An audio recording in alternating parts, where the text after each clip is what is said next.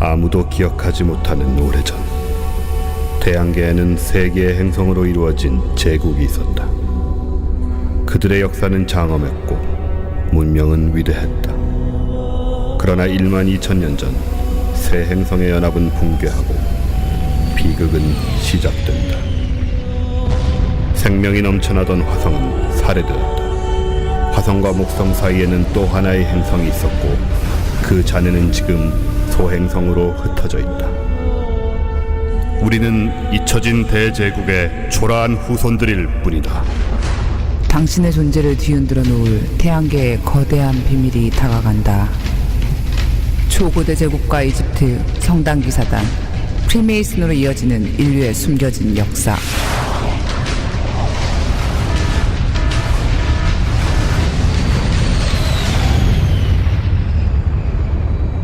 태양계 연대기.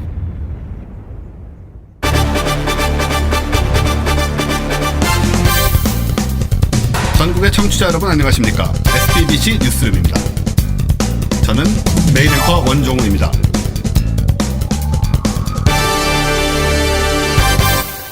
네, SPBC 뉴스룸 9번째 시간 시작하겠습니다. 과학 속의 숨은 순실, 아니 진실을 파헤치는 프로그램 SPBC 뉴스룸. 요즘은 뭔가 더 좀 자랑스러운 저희 뉴스룸인데요. 네. 저희랑은 상관없지만 이름을 참 잘 지었다는 생각이. 네. 제대로 된 댓글을 따라한 거잖아요. 사실 우리가. 뭐 과학 그렇죠. 뉴스 데스크 네. 이따위 이름을 지을 수도 있었잖아요. 데스크는 아니었잖아. 지난 시간까지만 해도 제가 저 SPBC 뉴스룸이란 말을 참 안 쓴다 최근에 라고 했는데 이제는 반드시 매 시간마다 크게 매우 크게 이야기하려 합니다. 네. 요즘 저 세간의 블랙홀이 또 화제잖아요. 그렇습니다. 실패한 블랙홀이죠. 네, 두 개의 블랙홀이 서로 충돌을 하는 과정이 있었어요. 호킹 복사인가요? 블랙홀이 단번에 증발해버렸잖아요. 다른 하나가 증발해버렸어요. 네, 블랙홀 하나가 블랙홀 하나를 좀 먹은 것 같은 약간 그런 상황이 이어졌고 설마 이게 무슨 말인지를 모르시는 청취자분들은 없을 거라고 생각이 됩니다. 네, 몰라도 된다고 생각합니다. 이런 상황에서 중력파 포착은 안 되는 거죠? 뭐 가능할 것도 같은데. 이 정도의 뱅이면. 네. 문제는 이제 뉴스 고르기가 힘들어졌어요. 웬만한 게 뉴스같이 보이지가 않아가지고. 맞아. 그러니까 뭐 무슨 어려움이 있어요. 과학에 뭐 관심이 있겠어요 지금? 아니 그것도 그거지만 뭐 이게 무슨 좀 시시하네 뭐 이렇게. 아니 지금 그 책도 안 팔리고요. 드라마 시청률 뭐 영화임에 다 떨어지고 있대요. 그렇군요. 세상이 더 영화 같으니. 사실 천문학이야말로 우주의 기운을 탐지하는 학문 아닙니까? 그렇죠. 저희가 바로 그 역할을. 그래서 우주 속에 숨은 순실, 아니 진실을 파헤치는 SPBC 뉴스룸. 저희는 진실만을 고집합니다. 네, 순수한 진실이죠. 네, 순수한 과학적 진실만을 고집합니다. 뭐 더 할 얘기 없어요? 요거 좀 더 울거 먹을 데 없을까요? 달그라 쿡 하고. 그렇구나. 우리 한 달 만에 하는 거니까 지금 그거는 엄청 옛날 이슈 같은데. 정말 제가 그 생각했는데 심리학자들이 넣고 뭐 샤머니즘에 이런 거 좀 분석해야 되는 거 아니에요? 다음번에 저 아인슈타인의 화장실에서 그 샤머니즘과 정치. 그러니까요. 과학 그런 거 좀 해야 엮어서. 근데 지금 우리가 좀 녹음을 일찍 하지 않습니까? 계획했던 것보다. 네네. 그래서 이게 요즘은 하루하루가 달라서 맞아. 이 방송이 나갈 때는 또 어떻게 되어 있을지 모르겠습니다. 네, 저희가 10월 28일 금요일 날 녹음하고 있으니까 다들 감안해 주시기 바라고요. 네. 그 이후에 경천 동지 상점벽해가 일주일 만에 일어날 수가 있습니다. 네, 그 점 유의하시고. 요즘 저 뉴스 보느라고 다른 일을 못 해요. 집중해서 뭔가 하려고 하다가도 또 뭐 있지 싶어서 보게 되고. 책을 이렇게 글쎄 뭐 터졌나? 테레비 앞에 책 펼쳐놓고 앉아서 책은 한 장도 안 넘기고 뉴스만 계속 보고 있잖아요. 아무튼 저희는 뭐 과학 얘기를 해야 되는데요. 모든 게 시시해 보여가지고. 근데 사실 약간 속상하게 저희가 이제 과학하고 앉아 있었던 것도 한 3년이 넘었잖아요. 네. 이 마당에 무슨 이런 나라에서 무슨 과학을 하고 앉아 있냐 진짜 막 이런 생각이 드는 거예요. 네, 횃불 들고 서야 될 것 같은데요, 그렇죠? 예, 어쨌든 저희는 과학 이야기로 돌아가다가 중간 중간에 뭐 수틀림은 요로 잠깐씩 또 돌아오고 하겠습니다. 저희도 사람이라. 뭔가 소재가 무궁무진할 것 같은 느낌이 들어요. 네. 그럼 이제 저희 메인 프로인 과학 뉴스로 들어가겠습니다. 와.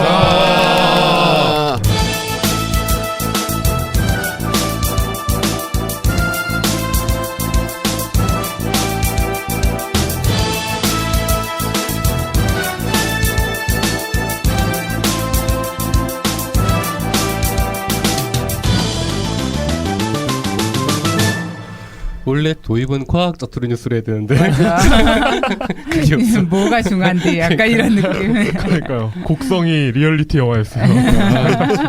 살을 막 날리고. 네. 자, 오늘 과학 뉴스는 누가 먼저 말씀해 주실까요? 네, 제가 지난주에 예고라는 걸 처음으로 했기 때문에 아, 그랬었죠, 참. 많은 청취자분들이 그렇죠. 제 뉴스를 뉴스를 기다리지 예고하는. 않을까. 일본 뉴스. 사실 이런 올즈라는 다른 이름을 붙여야 될 것 같긴 한데 지난번에 말씀드렸던 대로 오늘은 저 팬더 얘기를 하려고 합니다. 지난번에 말씀드렸던 내용은 팬더가 26년 만에 멸종 위기종을 벗어나서 취약종으로 강등이라고 해야 되나요? 강등이에요. 뭐라고 해야 되죠? 어쨌든 그 경보 단계가 한 단계 내려갔다는 좋은 소식이었는데요. 네. 사실 오늘 같은 날은 비디오 캐스트가 있으면 뭔가 팬더 영상을 계속 틀면서 하면 어마어마하게 이게 얼마나 좋은 뉴스인지 사람들이 막 더 잘 느낄 것 같은데 일단 여러분들은 제가 말씀드리는 동안에 팬더가 이렇게 막 죽순을 동영상을 먹거나 찾아서 하는 보세요. 거를 막 상상하거나 동영상을 찾아서 보시면 좋지 않을까. 제가 가장 좋아하는 사진은 사육사들이 팬더 네네. 옷 입고 아. 새끼들 돌보는 거 있잖아요. 네네. 이렇게 어렸을 때 사육사들하고 친밀감이 되게 좋은 것 같더라고요. 막 어깨 같은데 막 올라와서 안고 해서 와 진짜 저 드림잡이다 막 이러면서 세계 자연보전 연맹이라는 데가 있습니다. 여기에서 매 4년마다 8만여 종의 동식물들을 조사해가지고 9단계로 쭉 구분을 하는 거예요. 그래서 제일 윗단계는 절멸종, 이제 하나도 안 남은 종들. 뭐 이제 생존하는 개체가 일단 하나 야생이건 뭐 동물원이건 어디건 하나도 없다는 건데 예를 들어 뭐 도도새, 뭐 다이어울프 이런 종들이 이제 여기에 해당이 되고요. 그 다음에는 야생 절멸, 그러니까 동물원에나 한두 개 있고 야생 상태는 전혀 없는 거. 그 다음에 뭐 위급, 위기, 취약 뭐 이렇게 쭉 내려가서 이제 전혀 관심을 가질 필요가 없는 인간 같은 종이 이제 가장 밑에 있는 냅도도 어마어마하게 많은 종까지 이렇게 9단계가 이제 있는데 개미 뭐 이런. 그 위키피디아 가면 그 리스트 컨선이잖아요. 인간 같은 네네, 그 종이. 리스트 컨설트 LC라고 하죠. 예. 근데 그게 우리말로 그냥 관심 필요라고 이렇게 진짜요? 번역이 돼 있더라고요. 그래서 인간 관심 필요 저 인간이 관심 필요하긴 하죠. 관심을 먹고 사는 종. 네. 그럼 관심 필요라는 건 조금 이상한 번역 아닌가요?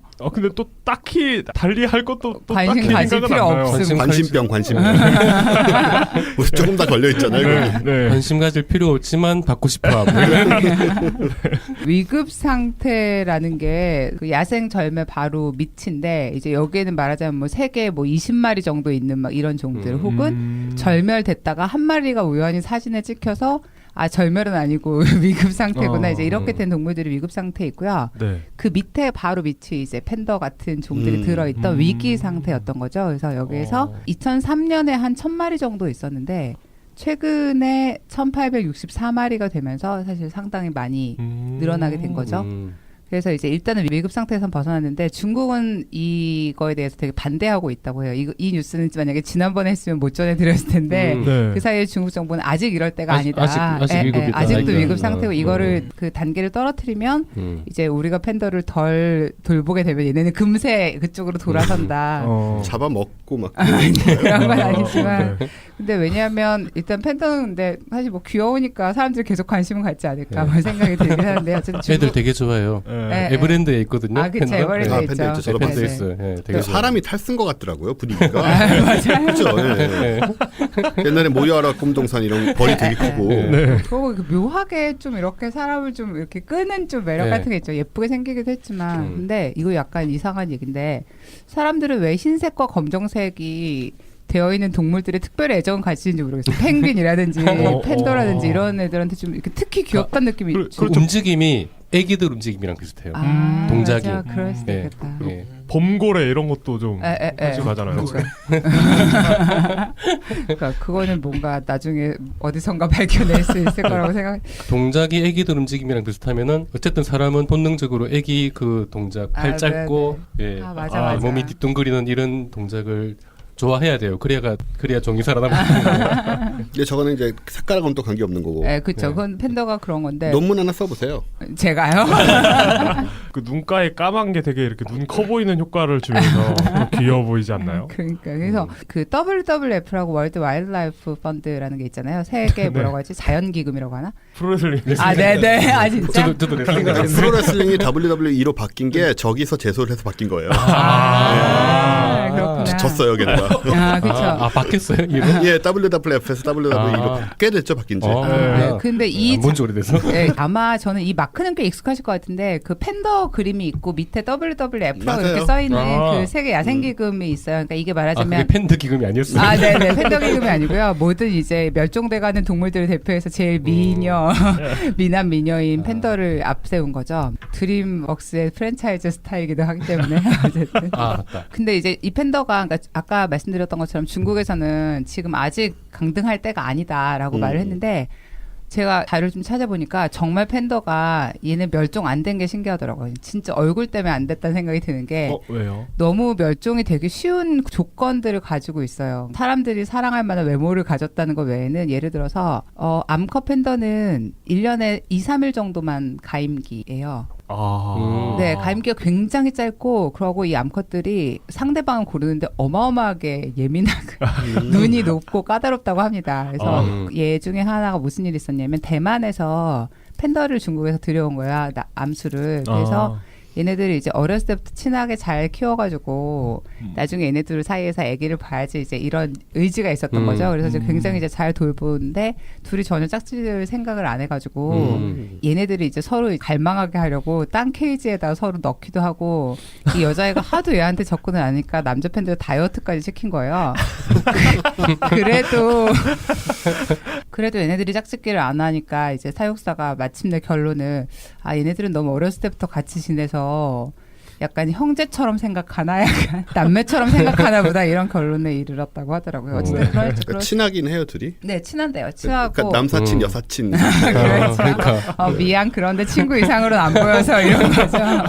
네. 되게 쿨하네요. 이렇게 우리 종이 절멸할 수도 있는데 그냥 그렇죠. 단지 친구라고 끌리지 않는다는 이유로. 그렇죠. 예. 근데 사실 이 얘기를 들으면 얘네가 진짜 얼마나 그 생존과 생식에 쿨한 애들인지 알 수 있는데 식습관도 굉장히 까다로워가지고요. 대나무 잎을 네. 먹고 살잖아요. 네. 근데 이제 그것만 먹죠 거의. 네, 그것만 먹어요. 근데 대나무 잎이라는 게 꽃이 피기 시작하면은 그때부터 안 먹기 시작을 한다는 거예요. 대나무에 꽃이 피어요? 네, 대나무가 70년 만에 뭐 이 정도에 한 번씩 꽃이 피고 나면 바로 이제 죽는 거죠. 네, 그런 식으로 되는데 그 스촨성에 이제 되게 넓은 지역이 대나무 숲이 있잖아요. 근데 84년 이랬나? 그때쯤에 250마리 정도가 폐사를 한 거예요. 큰 팬더 집단이. 그래서 보니까 이제 그 지역의 대나무들이 꽃이 피기 시작을 했는데 거기에서 10km가 안 떨어진 데에 또 큰 대나무 죽순 밭이 있었는데 이동하지 않는 거죠.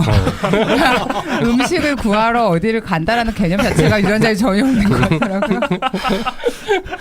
그래가지고 굶어주고도 꽃핀 건 안 먹는다. 네, 그렇죠. 그래서 이제 그 스촨성의 대나무 밭이라는 그 규모가 거의 이제 뭐 남한의 한 5배? 굉장히 큰 진짜요? 규모인데 이제 이게 이제 물론 말하자면 쭉 펼쳐 있는 건 아니고 약간 띄엄띄엄 있기는 하죠. 그렇지만 그걸 안 가는구나 얘네는. 되게 쿨한데? 네, 그러니까 진짜 안 건드리면 얘네는 바로 멸절을 내일 해도 이상하지 않을 이런 종족이어가지고 이 중국에서는 40군데 정도 이제 팬더 보호 센터 이런 지역들을 이제 설정을 해가지고 정말로 열심히 얘네들을 돌보고 이래서 이제 그 모든 노력들이 간신히 그걸 맺어서 이번에 이제 미규종 정도로 떨어뜨려도 되겠다라는 판단을 했다고 하고요. 삼국시대나 무슨 뭐 그런 거 있잖아요. 무슨 위진남북조 시대 이럴 때 멸종 안 한 게 진짜 그렇죠. 그땐 되게 많았을까요? 그 지금은 아무래도? 좀 많긴 하겠죠. 그리고 사실 이게 지금 이 대나무밭의 문제가 도시화 때문에 예를 들어서 바로 옆에 대나무밭이 있으면 갔을 텐데 거기 예를 들어 뭐 도시가 하나 생기면은 못 가고 이제 약간 이런 식으로 돼서 좀 최근에 자연보호 이슈하고 조금 영향이 있는 것 같기는 하고요. 그래서 팬더 뭐라고 해야 되지? 임신센터 아니 뭐라고 하지? 짝짓기 센터? 네, 짝짓기 센터가 네. 있어요. 그래서 그 여기에 진짜 있어요? 네, 진짜 있어요. 번식센터. 네, 번식센터, 번식센터. 임신센터를. 너무 무식해 보이는 단어까지. 그래서 그 번식센터에서 이제 얘네들이 이렇게까지 까다롭고 일단 그리고 기본적으로 이제 성행에 관심이 없는 거죠. 그래서 얘네들은 그 짝을 짓게 하려고 이제 온갖 방법들을 다 썼다고 하더라고요. 예를 들어 성분이 인간의 것과 같진 않겠지만 그 사료에다 비아그라를 섞어서 준 일이 되게 유명한데 이건 사실 별로 워킹하지 않았다고 하고요. 2007, 8년 정도에 굉장히 인간이 되게 이렇게 애 낳으라고 닥달하는 아 장난 아니죠. 시어머니 같은 어떻게 좀 해봐 막 이렇게. 한약 몸에 좋다는 한약도 먹이고 비아그라도 먹이고 막 이러는데 근데 2007년 정도에 굉장히 이제 효과가 있는 방법이 있어서 이제 전 세계에 있는 그 팬더를 키우고 있는 동물원들의 이제 딱 유포가 된 방식이 하나가 있었는데 얘네들이 짧은 감기 동안에 반드시 번식을 시켜야 되는 거잖아요. 그러니까 그 기간에 다른 팬더들이 짝짓는 영상을 보여준다는 거예요. 팬더 포르노죠. 그래서 그 커플의 영상을 보여주니까 그제서야 관심을 갖고 주변에 있는 이제 암컷 수컷을 찾아가는데 그러니까 이게 사실은 역시 포르노 야동 막 이렇게 볼 수도 있는데 어떻게 보면 자연 상태에서 지금 얘네들이 살고 있는 게 아니잖아요. 그러니까 짝짓기 하는 걸 본 적이 없는 거예요. 어떻게 해야 되는지도 전혀 모르고 그러고 이제 그 짝짓기를 위해서 필요한 근육 같은 것도 다들 이제 많이 쓰지 않고 가는 게 워낙에 짧은 동물이니까 이제 그런 것들이 다 이제 뭐 잘 발달되지 않았기 때문에 그러니까 이렇게 하는 거구나를 조금 알려주는 교육용이랄까 몰라서 못했다는 거. 네, 몰라서 성교육용. 네, 그래서 이 영상법이 먹힌다는 걸 알게 된 다음에 예를 들어서 짝짓기에 필요한 근육 같은 거를 강화시키는 훈련을 예를 들어 뭐 음식 바구니 같은 거 좀 약간 높은 데다 올려놓는다든지 뭐 이제 운동을 시키고 보면 진짜 웬만하면 안 움직이거든요. 네, 그러니까 뭐나 먹을 거나 자는지 죽었는지 구별하기 되게 힘들어요. 네, 그렇죠. 그래서 그런 식으로 이제 꽤 열심히 노력을 해가지고 지금 팬더가 이런 어려운 상태에서 벗어났다는 이야기를 전해드리려고 했습니다. 그리고 기쁜 소식이네요. 네, 기쁜 소식이죠. 네. 그리고 사실 우리가 걱정해야 될 굉장히 많은 다른 동물들이 있잖아요. 그러니까 이렇게 팬더처럼 좀 진짜 타고나기를 너무 예쁘게 타고나서 사람들의 막 온갖 관심을 받으면서 살고 있는 동물들도 있지만 근데 팬더가 사실 이렇게까지 멸종위기에 놓인 이유 중에 하나가 팬더 모피가 되게 예전에 유행을 했었던 적이 있었대요. 지금 완전 철저하게 관리를 하고 말도 안 되죠 지금은. 근데 이 모피 때문에 또 굉장히 개체수가 많이 줄었었고 비슷한 상황에 처한 지금은 이제 팬더랑 같은 위기종들이 뭐 우리가 잘 아는 코끼리라든지 뭐 고릴라라든지 이제 이렇게 익숙한 동물들이 수렵 밀렵 같은 것 때문에 굉장히 좀 위기에 처해 있는 상황이라고 하니까 네. 사실 이제 팬더나 코끼리가 없는 세상을 상상할 수도 없잖아요, 우리는. 그러면 CCTV는 우리는 할 수 있어요. 최 팀장이 못하는. 저는 진짜로 팬더 그 CCTV를 보고 있으면요, 그러니까 TV 볼 거 없으면 틀어놓으면 이렇게 프로그램하고 프로그램 사이에 팬더 영상을 보여주거든요. 그러면 그거를 광고를 보느라고 본방을 참아내며 팬더를 보고 있는데 그 세계 각국의 동물원에 그 중국에서 팬더들을 다 보내잖아요. 그렇죠. 예전에 그 중국이 이제 팬더 외교. 외교적으로. 네. 근데 이제 우리나라 최근 외교의 가장 큰 성과예요. 그렇죠, 맞아요. 근데 언제였죠? 작년인가 재작년에 우리나라도 한중 그거 회담하고 가장 큰 성과니까. 맞아요. 최근에 진짜 안 주기 시작했는데.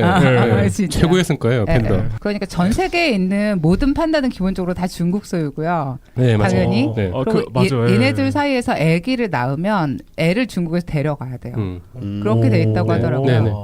그러고 83년에 워싱턴 조약이라는 것 때문에 이제 돈을 받고 매매하거나 이런 게 불가능하기 때문에 기본적으로 장기 임대 형태로 대여만 할 수 있는데 지금 우리나라에 와 있는 팬더들도 1년에 한 쌍 기준으로 10여 정도를 지불을 하고 있고 중국에다가요? 네. 그러고 그러니까 이게 이제 어떤 식이냐, 뭐 팬더 연구 기금 이런 식으로. 괜찮아요. 더 많이 벌어요. 네, 상관없죠. 그렇구나. 네, 그리고 우리나라에 예전에 94년에도 한번 들어온 적이 있었는데 그때 IMF 터져가지고 얘네 밥값을 감당을 못해가지고 돌아갔다는 뉴스가 있는 거예요. 그래서 봤더니 무슨 애들이 뭘 얼마나 먹는다고 했더니 아니더라고요. 식대만으로 1년에 뭐 한 2, 3억이 들어간다고. 그러니까 아주 정선된 우리나라에서는 뭐 담양인가 거기서 가지고 온 정선된 대나무만 먹는데 무지 많이 먹어요.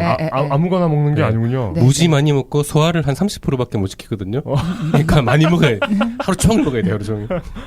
네, 그래서 이렇다는 사실을 알려드리면 이제 많은 멸종 위기의 동물들에게 조금 더 많은 관심을 갖는 그런 계기가 되었으면 합니다.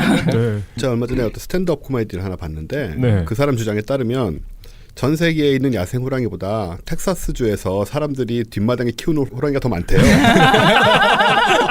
진짜인지 모르겠는데. 그럴 수 있을 것 같아. 네, 텍사스 놀리면서. 근데 이건 좀 그렇잖아요. 예를 들어서 호랑이는 우리가 너무 자생할 수 있는 동물임에도 불구하고 우리가 너무 잡아서 이렇게 된 거지만 얘는 지금 얘기 들어보면 자생할 수 없는 동물인데 그러네요. 우리가 좀 자연의 법칙을 어기고 죽어야 사라져야 되는 저도 생물을 방금 들으면서 그 핵심적으로 위기적으로 벗어나게 된 게 네. 성교육 때문인 것 같아요. 네, 그렇죠. 일단은. 그게 인간이 이렇게 자연에 개입해도 되는가? 아니, 근데 사실 인간들이 얘네들을 모피를 벗기거나 뭐 이제 얘네들이 이제 살고 있는 지역에다 도시를 만들거나 하지 않았으면 자연 상태에서 얘네 부모들이 하는 것도 보고 막 이렇게 그렇죠. 행복하게 살 수 있었겠죠. 우리가 책임을 져야 된다고 생각해요. 이동을 안 한다면서. 그러니까요. 그냥 굶어 죽는데 저 찬장에 있는 거 꺼내 먹기 싫어가지고 저는 이번에 그 놀러 갔다 왔지 않습니까? 네네. 그래서 오키나와를 가셨다고요? 예, 오키나와를 다녀왔습니다. 네. 근데 그 저는 그 돌고래 쇼를 처음 봤는데 네. 돌고래 쇼 자체를 그 하면 안 된다고 생각했어요. 그렇죠. 그런 되게 말이 있죠. 요즘 일반적이죠. 그렇게 네. 네, 그렇죠. 그러니까 돌고래 쇼가 있기 때문에 돌고래 불법 포획이 생기고 뭐 이런 네, 얘기가 네. 있잖아요. 근데 돌고래 쇼를 태어나서 처음 봤는데 너무 좋은 거예요. 네. 너무 맞아. 좋고 네. 보고 나니까 저런 아름다운 생물이 이 지구상에 더 오래 있었으면 좋겠구나 하는 아, 오히려 긍정적인 효과가 네, 그래서 이제 뭔가 혼란을 느끼게 됐습니다. 이런 사실 동물원이나 그런 쇼라는 게 사실 좀 양가적인 그런 게 항상 있죠. 그러니까 우리가 그 자연 상태의 동물들을 잡아다가 되게 불편하고 사람 위주의 공간에다가 밀어넣고 이제 그거를 보면서 뭔가 이제 즐거움이나 아까 말한 이제 그런 자연이나 뭐 동물들에 대한 생각을 하게 되는데 사실은 그런 게 없었으면 우리는 동물들을 그나마 접하고 사랑하는 방법 자체를 전혀 알 수 없었을 거고 그렇다고 해서 그거를 예를 들어서 개운하게 즐기기에는 우리 인간들이 개별 동물들의 어떤 복지에 대해서 너무 무관심한 게 맞으니까 좀 네. 그런 좀 어려운 감정이 있는 것 같아요. 네. 예전에 워싱턴에 줄러직 파크 그 동물원이 있길래 거기를 이렇게 벤치마킹 간 적이 있는데 네. 가서 깜짝 그러니까 제가 되게 감동했던 게 대공사를 막 크게 하고 있는 거예요. 그래서 지금 뭐 하는 거냐라고 물어봤더니 코끼리가 원래 한 장소에 이렇게 갇혀 있는 동물이 아니라 하루 종일 이렇게 걸어 다니는 그 트레킹하는 걸 되게 좋아한대요. 그래서 공원 전체 설계를 바꿔가지고 코끼리의 트랙 코스 형태로 공원 구조를 바꾸는 거예요. 그러니까 관람객 동선 다 없애고 불편하게 해서라도 코끼리 트랙을 해주고 그래서 그게 컨셉이 바뀌었다. 그러니까 이 동물원 그래서 거기는 원숭이가 이렇게 관람객들 다니는 저 위쪽에 뭐 포스트가 2개 서 있으면 거기에 이렇게 줄로 연결을 다 해놔가지고 원숭이들이 공중으로 다녀요.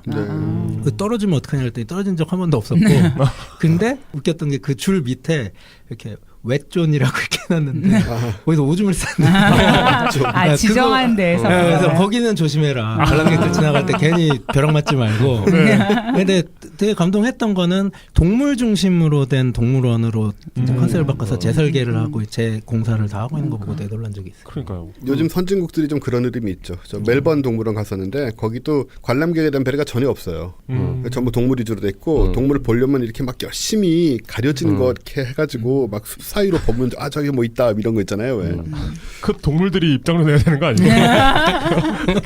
호텔비 이런 거.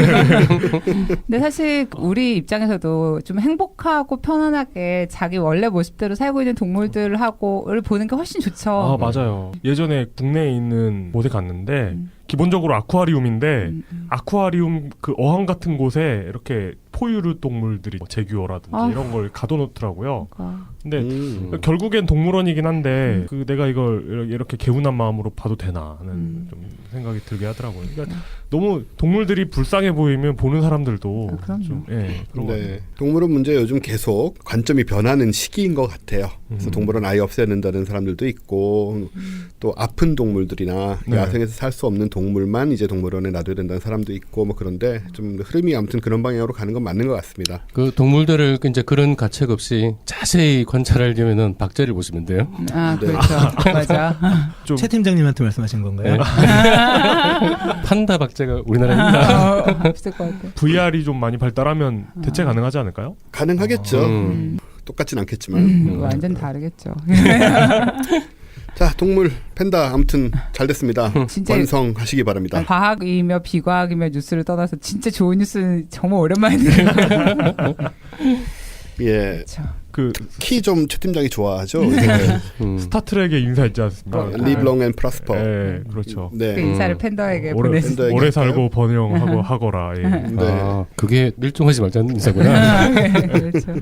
자, 팬더 얘기 이 정도 하고요. 그리고 방금 되게 반가운 목소리를 들으셨을 네. 거예요. 저희 참 오랜만에 네. K2 박사님 나오셨습니다. 안녕하세요. 저희 K2 박사님을 모신 데는 이유가 있죠. 왜냐하면 이제 제가 지금부터 전해드릴 뉴스 때문입니다. 네. 안타까운 뉴스죠. 유럽의 화성 착륙선. 그러니까 유럽에서 이제 무인 탐사선인 엑소마스를 보냈었어요. 네. 엑소마스란 이름은 이제 엑소바이올로지 언 마스라고 해서 화성 우주 생물학이란 말을 줄인 거예요.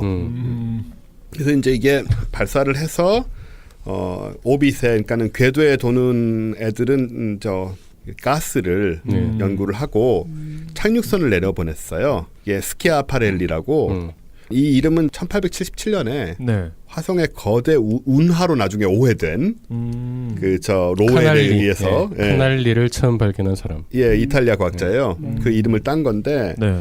이게 이제 유럽 우주국 ESA하고 러시아하고 같이 원래 나사가 같이 하려다가 뭐 네. 나사는 빠지고 이제 러시아랑 같이 한 건데 어쨌든 중요한 건 이 에스키아파렐리가 내려가다가 그만 떨어졌습니다. 그래서 네. 추락 폭발해 버렸어요. 네. 아 폭발이 확실한. 폭발이 확실합니다. 네. 폭발 나사에서 잔해가 사진이 찍혔어요. 찍혔어요. 아 네. 그랬구나. 사진이 찍혀서 이게 시커먼 사진, 아유. 불나고 터지고 한 네, 사진 네. 같은 게 다 찍히고 에요. 뜯겨져 나간 낙하산 사진도 찍혔어요. 그래서 거의 100% 확실하다고 생각이 되고요. 근데 이게 안타까운 게 뭐냐면 얘가 하려던 일 중에 하나가 우리 옛날에 방송에서 다룬 적도 있어요. 얘가 하려던 일 중에 하나가 큐리어시티가 하지 못했던 거, 땅을 깊이 파고 들어가는 거, 지하 2m까지 뚫고 들어갈 수 있는 드릴을 장착을 했던 거예요. 아. 네, 그래서 한 2m 들어가면 이제 뭐가 나오지 않겠냐. 네. 왜 큐리어시티는 몇 센치 못 네. 파니까. 제가 항상 한 얘기잖아요. 땅을 깊이 파면 뭐가 그러니까요. 있을 거다. 네. 그걸 하려고 갔는데 터져버리는 바람에 너무 아깝다. 이 모든 걸 종합하면 격추당했을 수도 있는 거 아니에요? 저도 그런 얘기는 안 해요. 전 이런 식으로 돌려 말하려고 했어요. 화성 생명체는 참 우리한테 모습을 안 보여주려 하는군요라는 얘기하려고 했는데 격추라는 건 좀 능동적인 표현을 좀 하죠. 네. 아유, 근데 요즘 뭘 상상해도 그 예상이 나오기 때문에 그러니까요. 몰라요 네. 또. 여하튼 그래서 좀 안타까운데 좀 재밌는 걸 보면은 지금까지 이제 우리가 화성에 굉장히 많은 무인 탐사선을 보냈는데 네. 착륙한 건 오로지 미국 것들밖에 없습니다. 야. 네. 바이킹 70년대부터 시작해가지고 네. 70년대 네. 바이킹이 하던 걸 지금의 유럽이 못 하고 있는 못 하고 거잖아요. 있는 거예요. 아니 근데 사실 그 오퍼튜니티나 착륙 동영상 같은 게 있잖아요. 네. 그런 거 그래픽이죠. 보면은 그렇네요. 네. 그래픽 그러네요. 그걸 누가 찍었겠어요? 맞다. 그 화성들이 격추하는. 찍어서 보내셨나? 화성 문명이 있다는 증거네요. 그게 그 자체로. 그렇다면 격추설도 설득력이 있어지는 거니까. 근데 그러면 너무 잘 만들었는데요. 저기 이번 엑스마스도 착륙 동영상 있습니다. 실패했음에도 불구하고 미리 만들어 놓은 거. 아니 그렇구나. 사실 제가 그 큐리오시티는 알았어요. 그건 동영상인 거 알았는데 그거는 왜 그 풍선이 이렇게 오퍼튜니티 풍선에 네. 쌓여서 통통 이렇게 튀기는 네. 거가 있었잖아요. 네. 그건 당연히 동영상으로 생각했는데 생각해보니까 실사로 말이 안 되네요. 생각했다고요? 그러니까 그거 찍으려고 하나 미리 보내놓고. 왜 그런 거 있잖아요. 에베레스트 올라갈 때 세르파 먼저 올라가 사진 찍어서. 오퍼튜니티가 그거는 나중에야 맞춰야겠을 거예요. 그 착륙 보면은 처음 튀길 때 한 12m를 튀어 올랐고 총 20분 정도를 튀겼다라는 그건 이제 기록으로 다 남아 있거든요. 아마 그걸 가지고 아마 나중에 만들었을 거예요. 튀는 게 너무 리얼해가지고. 네, 여하튼. 네네. 그걸 봤기 때문에 그 기술이 어렵다는 생각조차 안 해본 거죠. 그러니까요. 다른 기술을 썼더라고요. 이번엔 또. 그래요? 네, 다른 엔진을 썼는데 그건 아마 우주 개척 및 우주 탐사 전문가이신 K2 박사님께서 좀 이따 얘기해 주실 것 같고요. 네. 일단은 그래서 미국만 성공하고 러시아, 유럽, 영국 다 실패하고 있다라는 이 참 안타까운 상황인데 우리가 또 이걸 생각하다 보면 역시 열차 폐체 화성의 대기가 좀 옅긴 하지만 네. 열차 폐체 부분에 문제가 있었던 게 아닌가라고 저희 뉴스룸에서는 좀 보고 있는데요. 오늘 전문가로 나오신 K2 박사님은 어떻게 생각하십니까? 보기에 열차 패치는 전혀 문제 없는 것 같아요. 농담이고요.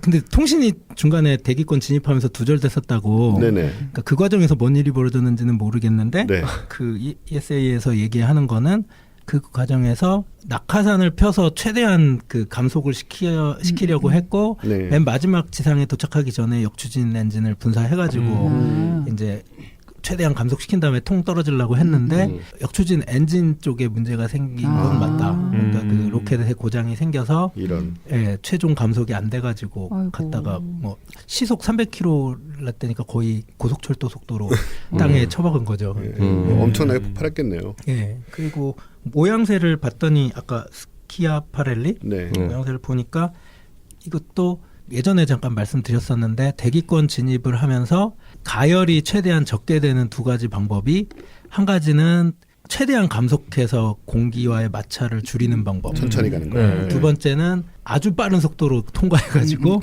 시간을 가열되는 줄이는 시간을 거. 줄이는 거.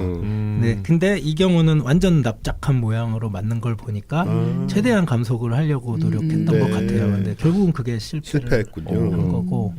근데 뭐 대기에서 열차 폐체 때문에 폭발했거나 이런 것 같진 않고 네. 아까 말씀드린 대로 로켓이 작동을 안 해서 아니면 네. 일부만 작동했든지 해서 이제 고속으로 땅에 부딪히면서 폭발하지 않았을까. 그러니까 네. 화성 착륙이 힘든 이유가 속도 줄이는 게 힘든 거예요. 그 대기가 없으니까 그렇죠. 낙하산의 효과를 발휘를 못하니까. 네. 아 그렇겠구나. 네. 그래서 풍선에 나는구나 낙하산. 네.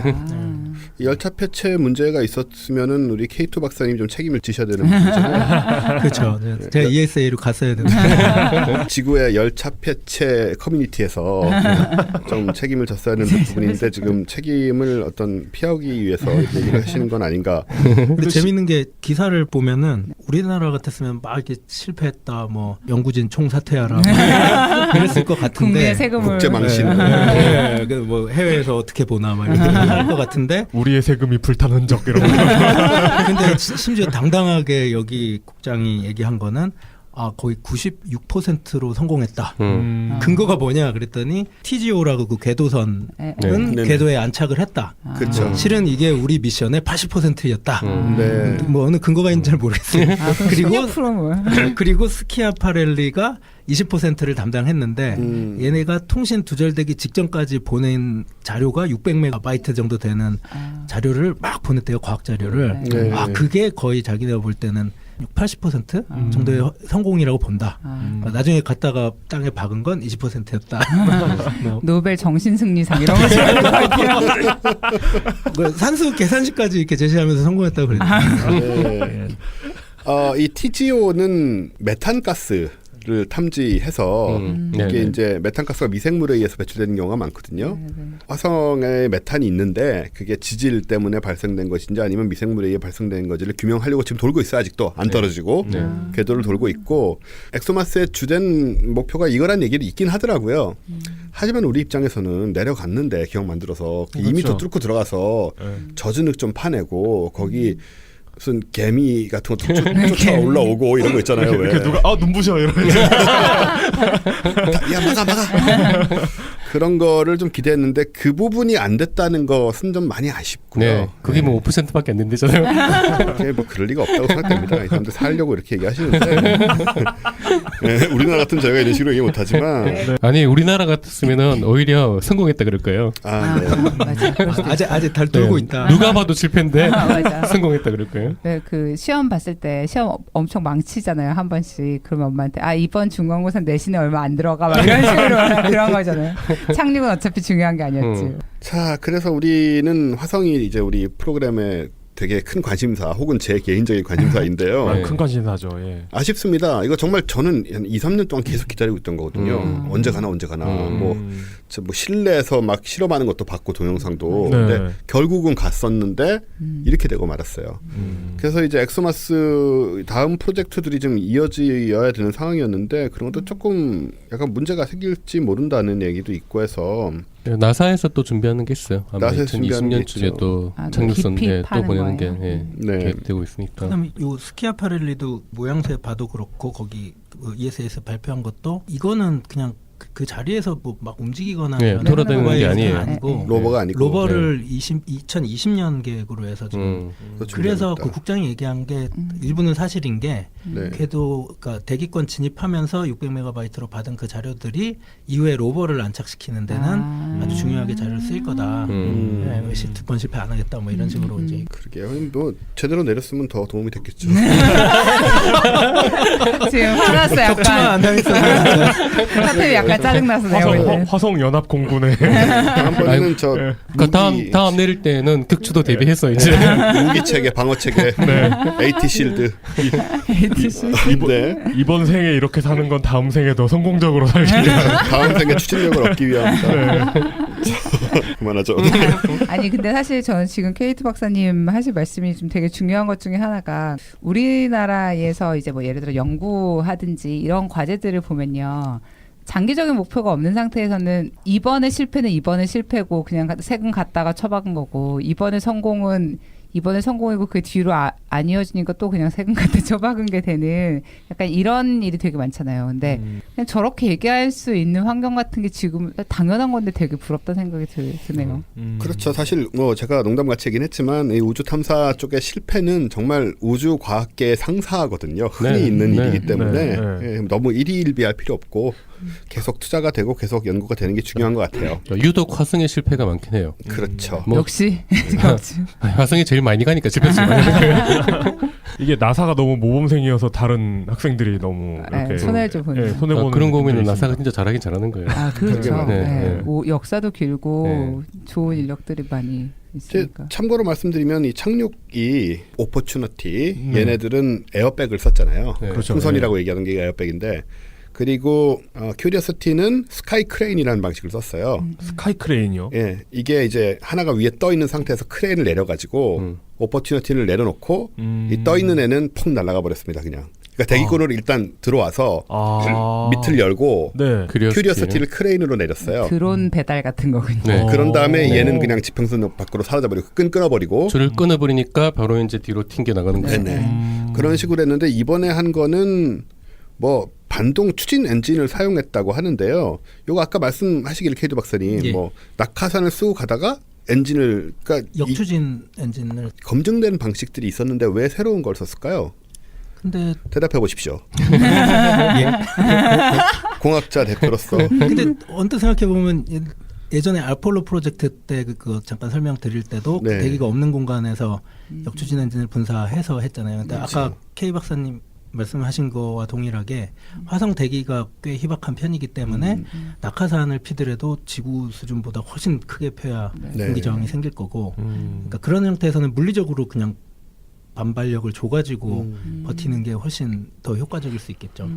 그리고 낙하산 다음에 역추진 로켓 펴는 건 오히려 되게 고전적인 방식 아닌가요? 뭐 소유주 로켓이나 맞아요. 그러니까요. 큐리오스티도 낙하산도 있었어요. 낙하산은 기본적으로 러시아에서 제안했을 확률도 있겠네요. 러시아에서 러시아 야, 이렇게 해도 돼 괜찮아. 우리 다 옛날에 했는데 화성은 안 됐지만 기본적으로 낙하산은 다 있고 그 에어백도 낙하산 있었어요. 낙하산으로 그렇죠. 내려가다가 에어백으로 가는 거고 낙하산으로 가다가 크레인 내리는 거고 낙하산으로 가다가 역추진하는 거거든요. 제가 왜 러시아 얘기를 했냐면 뭐 나름 수학하던 시절 그때 이렇게 러시아 쪽에서 온 레포트들 우주과학 관련된 우주공학 관련된 레포트들과 나사에서 온 것들을 같이 접한 적이 있어요. 나사에서 나오는 미국 쪽에서 과학자들이 나오는 레포트들은 되게 분석적이고 해석적인 접근을 되게 많이 해요. 방정식을 막 무진장 풀고 거기서 나온 결론을 가지고 실험에 대입을 해보고 뭐 해가면서 이렇게 수렴시키는 과정인데 러시아 거는요 되게 이론적인 백그라운드는 똑같이 과학적인 이론에서 출발은 하는데 좀 읽다가 중간 어느 순간부터 모르는 상수들이 막 나와요. 방정식에 모르는 상수들이 나오는데 모르는 그러면서 영어로 뭐라고 하면 empirical correlation이라고 나와요. 경험식. 그렇군요. 근데 정말 재밌는 거는요. 그대로 해보면 정말 다 맞아요. 그러니까 해봤거든. 그냥 써봤거든요. 그러니까 진짜로 뭐 미국적으로 되게 독특한 혁신적인 방법을 써서 에어백을 써서 완성시킨 게 아니라 뭐 우린 다르게 다 써봤다. 경험식 넣어서 하면 다 된다. 그러니까 괜찮아라는 말이 그 괜에 악센트가 붙으면 이상해지잖아요. 괜찮아. 다시 말하면 내가 해봐서 아는데 이런 거 그냥 괜찮아와 괜찮아. 괜찮아는 믿음이 안 가겠지만 해봐. 못 믿는 너를 내 이해는 말대로 하면 된다. 못 믿는 게 이해는 되지만 그래도 해봐. 네, 그렇다고 하네요. 그래서 여기 보니까는 저 이 반동 추진 엔진이라는 게 지상 2m 상공에서 작동하는 거였대요. 그러니까 진짜 그 소유주랑 비슷한 것 같은데요. 낙하산으로 다 내려가서 거의 그죠. 네. 2m면 우리 제 키만한 거잖아요, 그죠. 예. 뭘 은근슬쩍. 아 깜짝이야. 우리 이용기전 넘어갔어요. 그렇죠. 예. 얼마 차이 안 나죠 뭐. 그렇죠. 그런데 이렇게까지 케이토 박사님 이렇게까지 많이 내려와 가지고 2m만 추진을 해서 이게 좀 불안한 상황 아닌가요, 진짜로? 근데 거꾸로 생각해 보면 훨씬 높은 위치에서 역추진을 하면 다시 자연낙하해야 되잖아요. 거기서 다시 연료량에는 한계가 있고 네. 뭐 왕창 싣고 가면은 뭐 1km부터 떨어지면서 계속 10m에서 역추진해서 딱 정지시켰는데 거기서부터 들어가려고. 거기서 자연낙하하다 10m 또 떨어져야 돼. 에어백도 없는데. 네, 달처럼 중력이 약한 것도 아니고. 네. 그래서 나름 물론 이제 이걸 하는데 신경은 안 쓰고 했겠습니까? 굉장히 많은 준비를 했겠죠. 근데 결과적으로는 저는 개인적으로 이게 너무 아쉬워가지고 80% 됐다고 하는데 이거 이래가지고 사람 보내겠습니까? 그 얘기를 좀 하려고 그러는데 이래가지고 우리 사람 보내겠냐고요. 왜 미국에서 보낸다니까 에어백 장착하고 가겠죠. 저기도 있잖아요. 거기 네덜란드 걔네들이요. 거기 그렇죠. 발사체 못 쓴다 이런 얘기 있나요 지금요? 그 러시아 거기는 이제 거의 물 건너간 걸로. 이제 안 하나요? 거의 뭐 그렇게. TV쇼만 만들고 네. 그럼 저기 또 있죠. 이제 희망은 그 머스크 형님이죠. 머스크 있고 미국 정부 오바마가 또 보낸다고 얘기했고 아무튼 이거 내리다가 사람들 죽고 하면은 참 충격이 클 것 같은데 아무래도 아직 성공은 미국밖에 못했으니까 어쨌든. 저렇게 내리기가 힘든데 사람을 그 많은 사람을 싣고 도대체 어떻게 한다는 건지 이해가 안 되네요. 그래서 머스크도 자기도 첫 번째는 안 가겠다니까. 제가 요즘 자꾸 스탠드업 코미디 얘기를 하는데 원체 많이 보고 있어서 스탠드업 코미디에서는 마스 가는 화성 가는 얘기가 나왔어요. 친구 중에 이제 사람들 중에 화성 간다고 뭐 그 발론티어 하는 사람들이 있었다. 그 네덜란드 얘기였던 것 같아요. 근데 그런 사람이 있으면 자기는 자기 친구가 그러면 차에다 싣고 저기 미국의 데스밸리 있잖아요. 거기에 딱 들어가고 내리라고 야 이거 보라고 이게 좋냐? 화성감 이거보다 더 나빠. 이게 좋냐고 쓸데없는 소리 하지 말고 맥주나 마시자 뭐 이런. 맥주. 근데 그 말도 실감이 가는 게 우리가 화성이라는 데가 아주 뭐 좀 외계다 이런 부분을 제외하면 솔직히 데스밸리보다 훨씬 안 좋잖아요. 그렇죠. 사람도 없고 친구도 없고 인터넷도 잘 안 될 것이고 훨씬 안 좋죠. 네. 그러게 말입니다. 그런데도 불구하고 간다는 사람들이 충분히 생각을 하고 지금 가려고 하는 건지 그 의문이 됐는데 어쨌든 네덜란드 그 건은 이렇게 나가리가 됐다면 차라리 다행이고요. 뭐 진행은 하고 있을 텐데 사실상 끝났다고 보고 있죠 대부분이 그냥. 네. 이게 뭐 신대륙 건너가는 거하고는 차원이 다르잖아요. 신대륙 건너가면 거긴 나무도 있고 풀도 있고 사람도 있고 동네도 있잖아요. 이거는 진짜 뭐 데스밸리 사하라 사막 한가운데 있는 거라고요. 가면 그러니까 신대륙은 가면 그냥 그게 부동산인데. 그러니까 이건 뭐. 근데 약간 그야말로. 이것도 뭐 아까 얘기한 뭐 흰색과 검정색 패턴의 동물들한테 매료되는 것처럼 그냥 뭔가 새로운 데가 있으면 사람들은 가보고 싶어하는 그렇죠. 그냥 그런 게 진해 있는 것 같아요. 새로운 데가 있으면 일단 가야 돼 사람은. 그러니까요. 가보고 싶어하죠. 근데 처음엔 좋아도 이제 한 1, 2년 있으면 내가 왜 왔나 그러니까 싶고 그 달도 이제 별로 매력을 못 느끼는 게 갔으니까. 가봤으니까. 네. 맞아. 화성도 이제 아직 못 갔으니까 훨씬 더 그런 열망이 크겠죠. 여기는 이제 좀 찾아낼 것들이 많이 있긴 하죠. 네. 그 과학자들 입장에서 네. 물론 뭐 생물도 찾아야 되고 뭐 여러 가지 유적도 찾아야 되고. 예, 유적은 이제 유적은 그쪽의 전문가인 것 같은 사람이 있습니다. 왜 달도 처음에는 군인들 보내다 나중에 달에는 맞아. 군인밖에 안 갔죠. 근데 과학자들, 과학자들 네네. 가고 또 나중에 저 스페이스 셔틀 같은 경우에는 뭐 고등학교 선생님도 가고 그랬잖아요. 그렇죠. 예. 화성이 네. 제가 아직은 좀 그렇지만 나중에 좀 많이 가게 되면 제가 반드시 가서 생각해보니까 제가 뭐 고고학 이런 전문가도 아니네요. 아니 뭐 말하다 보니까 앨런 머스크가 100명씩 보낸다니까 충분히 가실 수 있을 것 그중에 같은데. 꺼서 네. 예, 껴서 지금부터 앨런 첫 번째는 가지 머스크가 마세요. 아 예. 그 33도와 11.5도를 잴 수 있는 각도기를 가서. 예, 각도기. 레이저 가져가가지고 이렇게 네. 모든 데서 다 그 성스러운 각도를 찾아오겠습니다. 네. 자, 이 정도로 하고요. 다음번엔 잘 되길 바라고. 참 제가 최근에 우연히 알게 됐는데 네. 이제 화성에 정착하는 스토리를 드라마로 그 내셔널 지오그래피 채널에서 네. 거기서 제작을 했대요, 드라마를. 내셔널 지오그래피 픽션으로요? 채널에서. 네, 픽션으로. 이제 하지만 계획이 담긴. 그러니까 2030년대에 이제 처음 화성에 가는 사람들의 이야기를 드라마로. 픽션으로. 네. 장르가 뭘까요? 막 SF죠, SF. 스릴러나 뭐 이런. 로스트 이런 거. 다큐멘터리 비슷한 뭐라 그러나 그런 걸 모큐멘터리 그런 형식의 드라마래요. 네. 11월부터 방송을 하는데 제가 찍었거든요. 축하드립니다. 제목이 뭐예요? 제목이 인류의 새로운 시작 뭐 마스 아마 그런 거예요. 자신이 홍보 영상을 찍었는데 왜 확신이 없으신데? 네, 그 영상에서 제목을 얘기할 거예요. 재밌을 것 같아요. 인류의 새로운 성 계속 업데이트 되는 뉴스를 전해드리도록 하고요.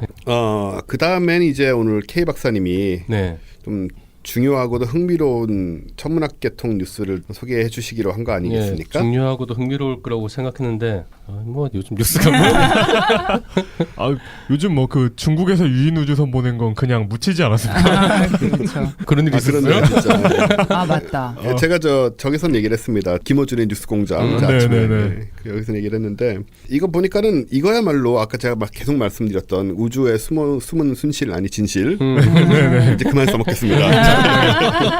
에 대한 얘기가 아닌가 생각이 되는데 어떤 얘기입니까?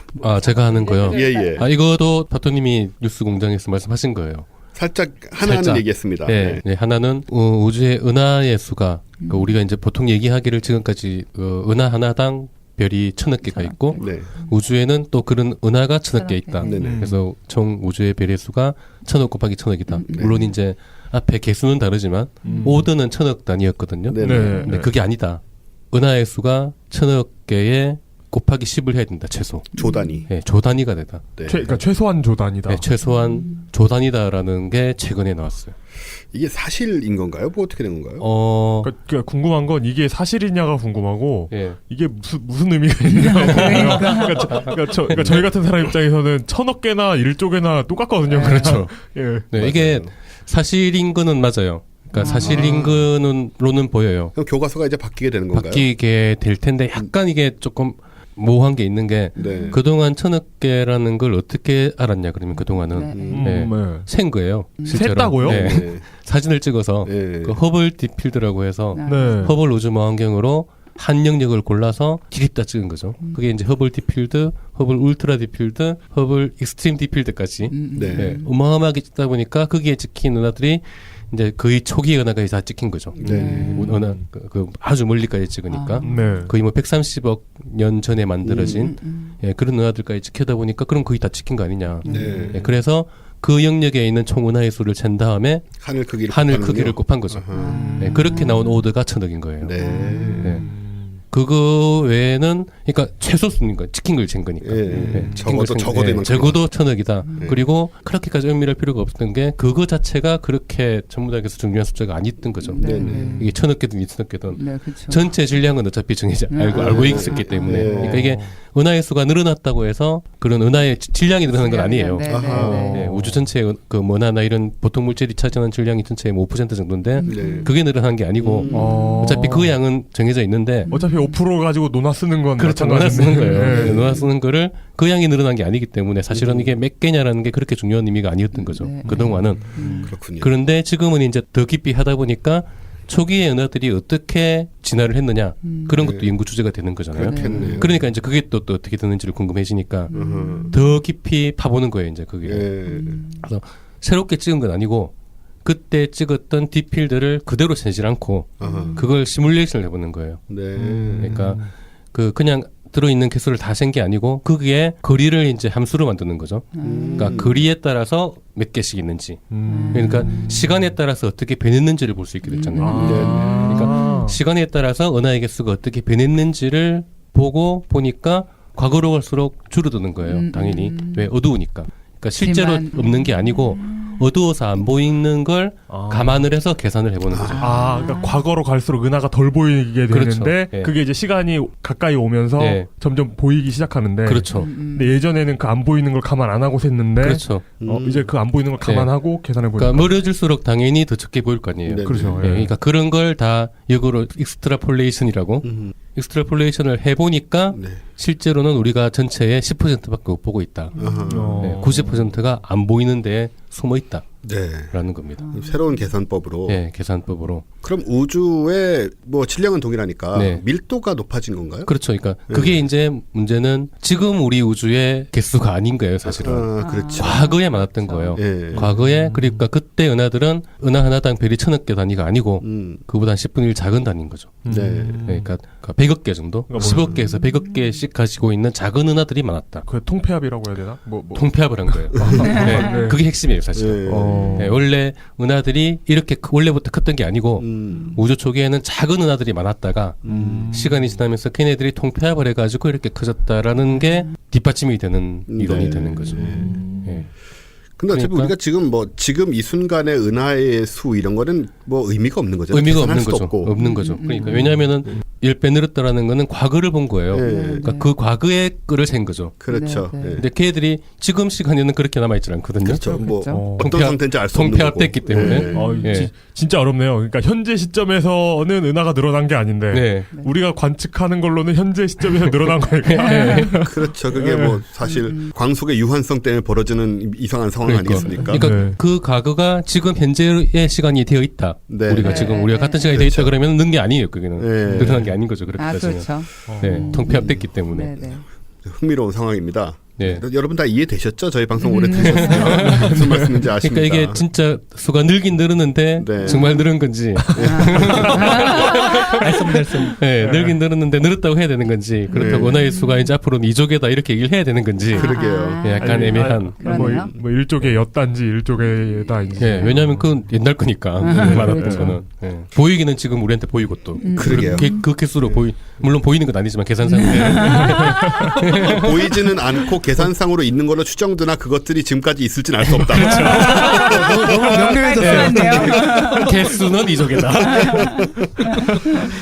아, 네. 그래서 단지 뭐 은하가 10배 많아졌다 혹은 뭐 우주가 심지어 커졌다 이런 식의 얘기라고 잘라 말하기는 좀 어렵고요. 네, 그런 건 아니죠. 미묘한 개념이 있습니다. 전반적인 우주는 크게 변한 게 없어요. 이게 원체 큰 스케일에서 보다 보니까 우리가 경험적으로는 전혀 생각할 필요가 없는 문제들이 이렇게 발생을 하는 거죠. 숫자가 10배로 늘었지만 실제로는 별거 아니에요. 실제로는 변화가 없다. 10점이 100점이 됐는데 차이가 없어. 왜 예전에 처음에 로또 나왔을 때요. 로또 확률을 순식간에 2배로 올리는 법 있잖아요. 옆에 있는 친구한테 사라고 하면 되잖아요. 약간 그런 느낌이었어요. 이 기사를 봤을 때도. 의미는 이제 우주 초기의 은하들을 연구하는 게 이제 새로운 중요한 주제로 올라왔고 거기에 알고 보니 작은 은하들이 되게 많다. 그러니까 이제 더 앞으로 이제 차세대 우주망원경이 나가면은 안 보이는 애들을 이제 다시 보게 될 거잖아요. 그렇죠. 그렇게 되면은 또 무슨 새로운 게 나올지 모른다는 거죠. 그렇군요. 그러니까 만일에 지금까지의 1000억 개가 달하면은 아무리 더 좋은 망원경을 써도 더 보기 힘들 거다. 새로운 게 안 보일 텐데 안 보이는 게 맞는데 그게 아니고 좋은 망원경으로 보면은 얼마든지 더 볼 수 있다 아직. 볼 게 아직 많이 남았다. 그렇군요. 그런 가능성을 열어준 부분 네. 그런 게 또 있고요. 우주 망원경을 반드시 써야 된다라는. 네. 그리고 뭐 또 하나 더 전해주시기로. 네. 그리고 또 하나가 이게 제가 보다 보니까 이게 별로 중요한 뉴스라는 게 생각이 안 들어가지고 자꾸 계속 여러 개라도 하자. 네. 또 하나 최근에 새롭게 나온 뉴스가 우주가 지금까지 또 얼마 전에 제 책의 주제이기도 한데 우주가 가속 팽창한다라고 알고 계시잖아요. 우주의 끝을 찾아서. 네, 우주의 끝을 찾아서 가속 팽창한다라는 주제로 노벨상까지 받았잖아요. 그렇죠. 2006년인가 뭐 언제 받았죠? 본인께서 받으신 게 아니고. 그거는 오해의 여지가 없는 말입니다. 아무도 착각하지 않아요. K 박사님 받으신 게 아니고. 하지만 그것을 노래로 지어 부르면 어떨까요? 그러니까 우주가 가속 팽창한다라는 발견으로 노벨상까지 수여했는데 최근에 나온 이론은 그 관측도 결과는 가속 팽창하지 않는다. 어떡해요. 환불해야죠 이제. 않는다라는 주제입니다. 네. 이게 어떻게 된 겁니까? 근데 이렇게 돼도 노벨상 환불 안 하죠? 그렇죠. 책은 환불. 책은 더 잘 됐죠. 새로 쓰면 되니까. 책을 가져오면 우주의 뭐지? 네, 우주의 끝을 찾았네. 그런 책으로 바꿔줘요. 찾은 줄 알았더니. 신빙성 있는 얘기입니까? 아, 있어요. 옥스퍼드 대학 뭐. 네, 옥스퍼드 대학에서 발표한 거고 보니까 원래 우주 가속 팽창한다라는 게 발견이 된 게 네. 초신성을 거리 측정 도구로 쓴 거였거든요. 네, 그렇게 하다 보니까 이제 멀리 있는 뭐 더 멀리 어둡게 보여가지고 가속 팽창한다라는 게 밝혀졌는데 그게 벌써 이제 거의 20년 전이잖아요. 네. 그러니까 그때만 하더라도 어쨌든 초신성을 거리 도구로 썼지만 초신성에 대해서 정확하게 다 이해를 한 건 아니었어요. 아까 말했지만 그 경음식 말씀하셨잖아요. 그 공학 쪽에서 네. 로켓 이런 거에서 사실 과학에 또 경음식이 많이 들어가요. 그러니까 초신성이 절대 밝기가 광도 곡선 이런 거 관련이 있는데 정확하게 메커니즘을 이해를 하지 못하더라도 나타나는 결과를 가지고 이런 결과가 나타나면은 요런 거다라는 식으로 많이 한 거예요. 그 당시에. 네, 근데 그거를 좀 더 자세히 이해를 해보고 또 순간 먼지 효과 같은 거 더 잘 보정하고 축적된 자료가 훨씬 많을 거 아니에요. 그때보다. 그러겠죠. 네, 그때 우주 가속 팽창 처음 발견할 때 한쪽에 42개, 한쪽에 16개. 네. 그러니까 뭐 60개 정도 조진성만 가지고 한 거예요. 지금은 거의 한 700여 개가 다 건축이 되어 있거든요. 조진성이. 예, 그걸 다 가지고 해보니까 그 뒤로도 계속 찾았군요. 계속 찾는 거예요. 네, 네. 네. 계속 원래 뭐든지 일하면 열심히 해요. 네, 찾아서 다시 분석을 해보니까 가속 팽창을 하지 않는 게 아니냐. 네, 근데 정확한 건 아니고 네. 가속 팽창한다라는 결과가 나오려면은 5 시그마 이상의 정확도로 나와야 되는데 3 시그마 정도밖에 안 된다. 네, 그러니까 가속 팽창하지 않는다가 아니고 가속 팽창이다라고 보기에는 네, 데이터가 좀 미약하다. 예, 미약하다라는 게 내용인데 네. 이게 이제 문제가 뭐냐면은 바로 올해 초에 네. 제가 뉴스를 했어요. 예. 가속 팽창에 대한 뉴스를 사실은. 네. 예, 그때 뉴스는 뭐였냐면은 가속 팽창 속도가 더 빠르다 했어요. 맞아요. 네. 네. 그걸 더 빠르다라고 발표한 사람도 보통 사람이 아니에요. 왜냐하면은 그분이 2011년도에 노벨상을 받은 분이거든요. 말씀하셨어요. 맞아 생각나네. 가속 팽창 발견으로 노벨상을 받은 분이 다시 데이터를 조사를 해보니까 더 빠른 것 같은데? 더 빠르게 하는데? 라고 발표했는데 이거는 또 결과적으로 더 느리다는 거잖아요. 그건 가속 팽창을 하지 않는다라는 얘기는. 뭐 그러니까 완전히 상반된 두 결과가 나온 거죠. 네. 그리고 두 결과는 다 올해 나온 거고 자료는 20년 전보다 훨씬 좋아진 자료고 둘 다. 네, 그러니까 데스매치에 들어가요. 그럼 이제 그 두 팀의 대결로 책을 쓰시면 되겠네요. 네, 이렇게 됐다고 해서 대충 퉁쳐서 그냥 뭐 이렇게 하자 이럴 수 없는 거잖아요. 이렇게 되면 중간에서 외부에 이제 그쪽 양 팀에 들어있지 않는 다른 전문학자들은 대충 퉁치면 되겠네.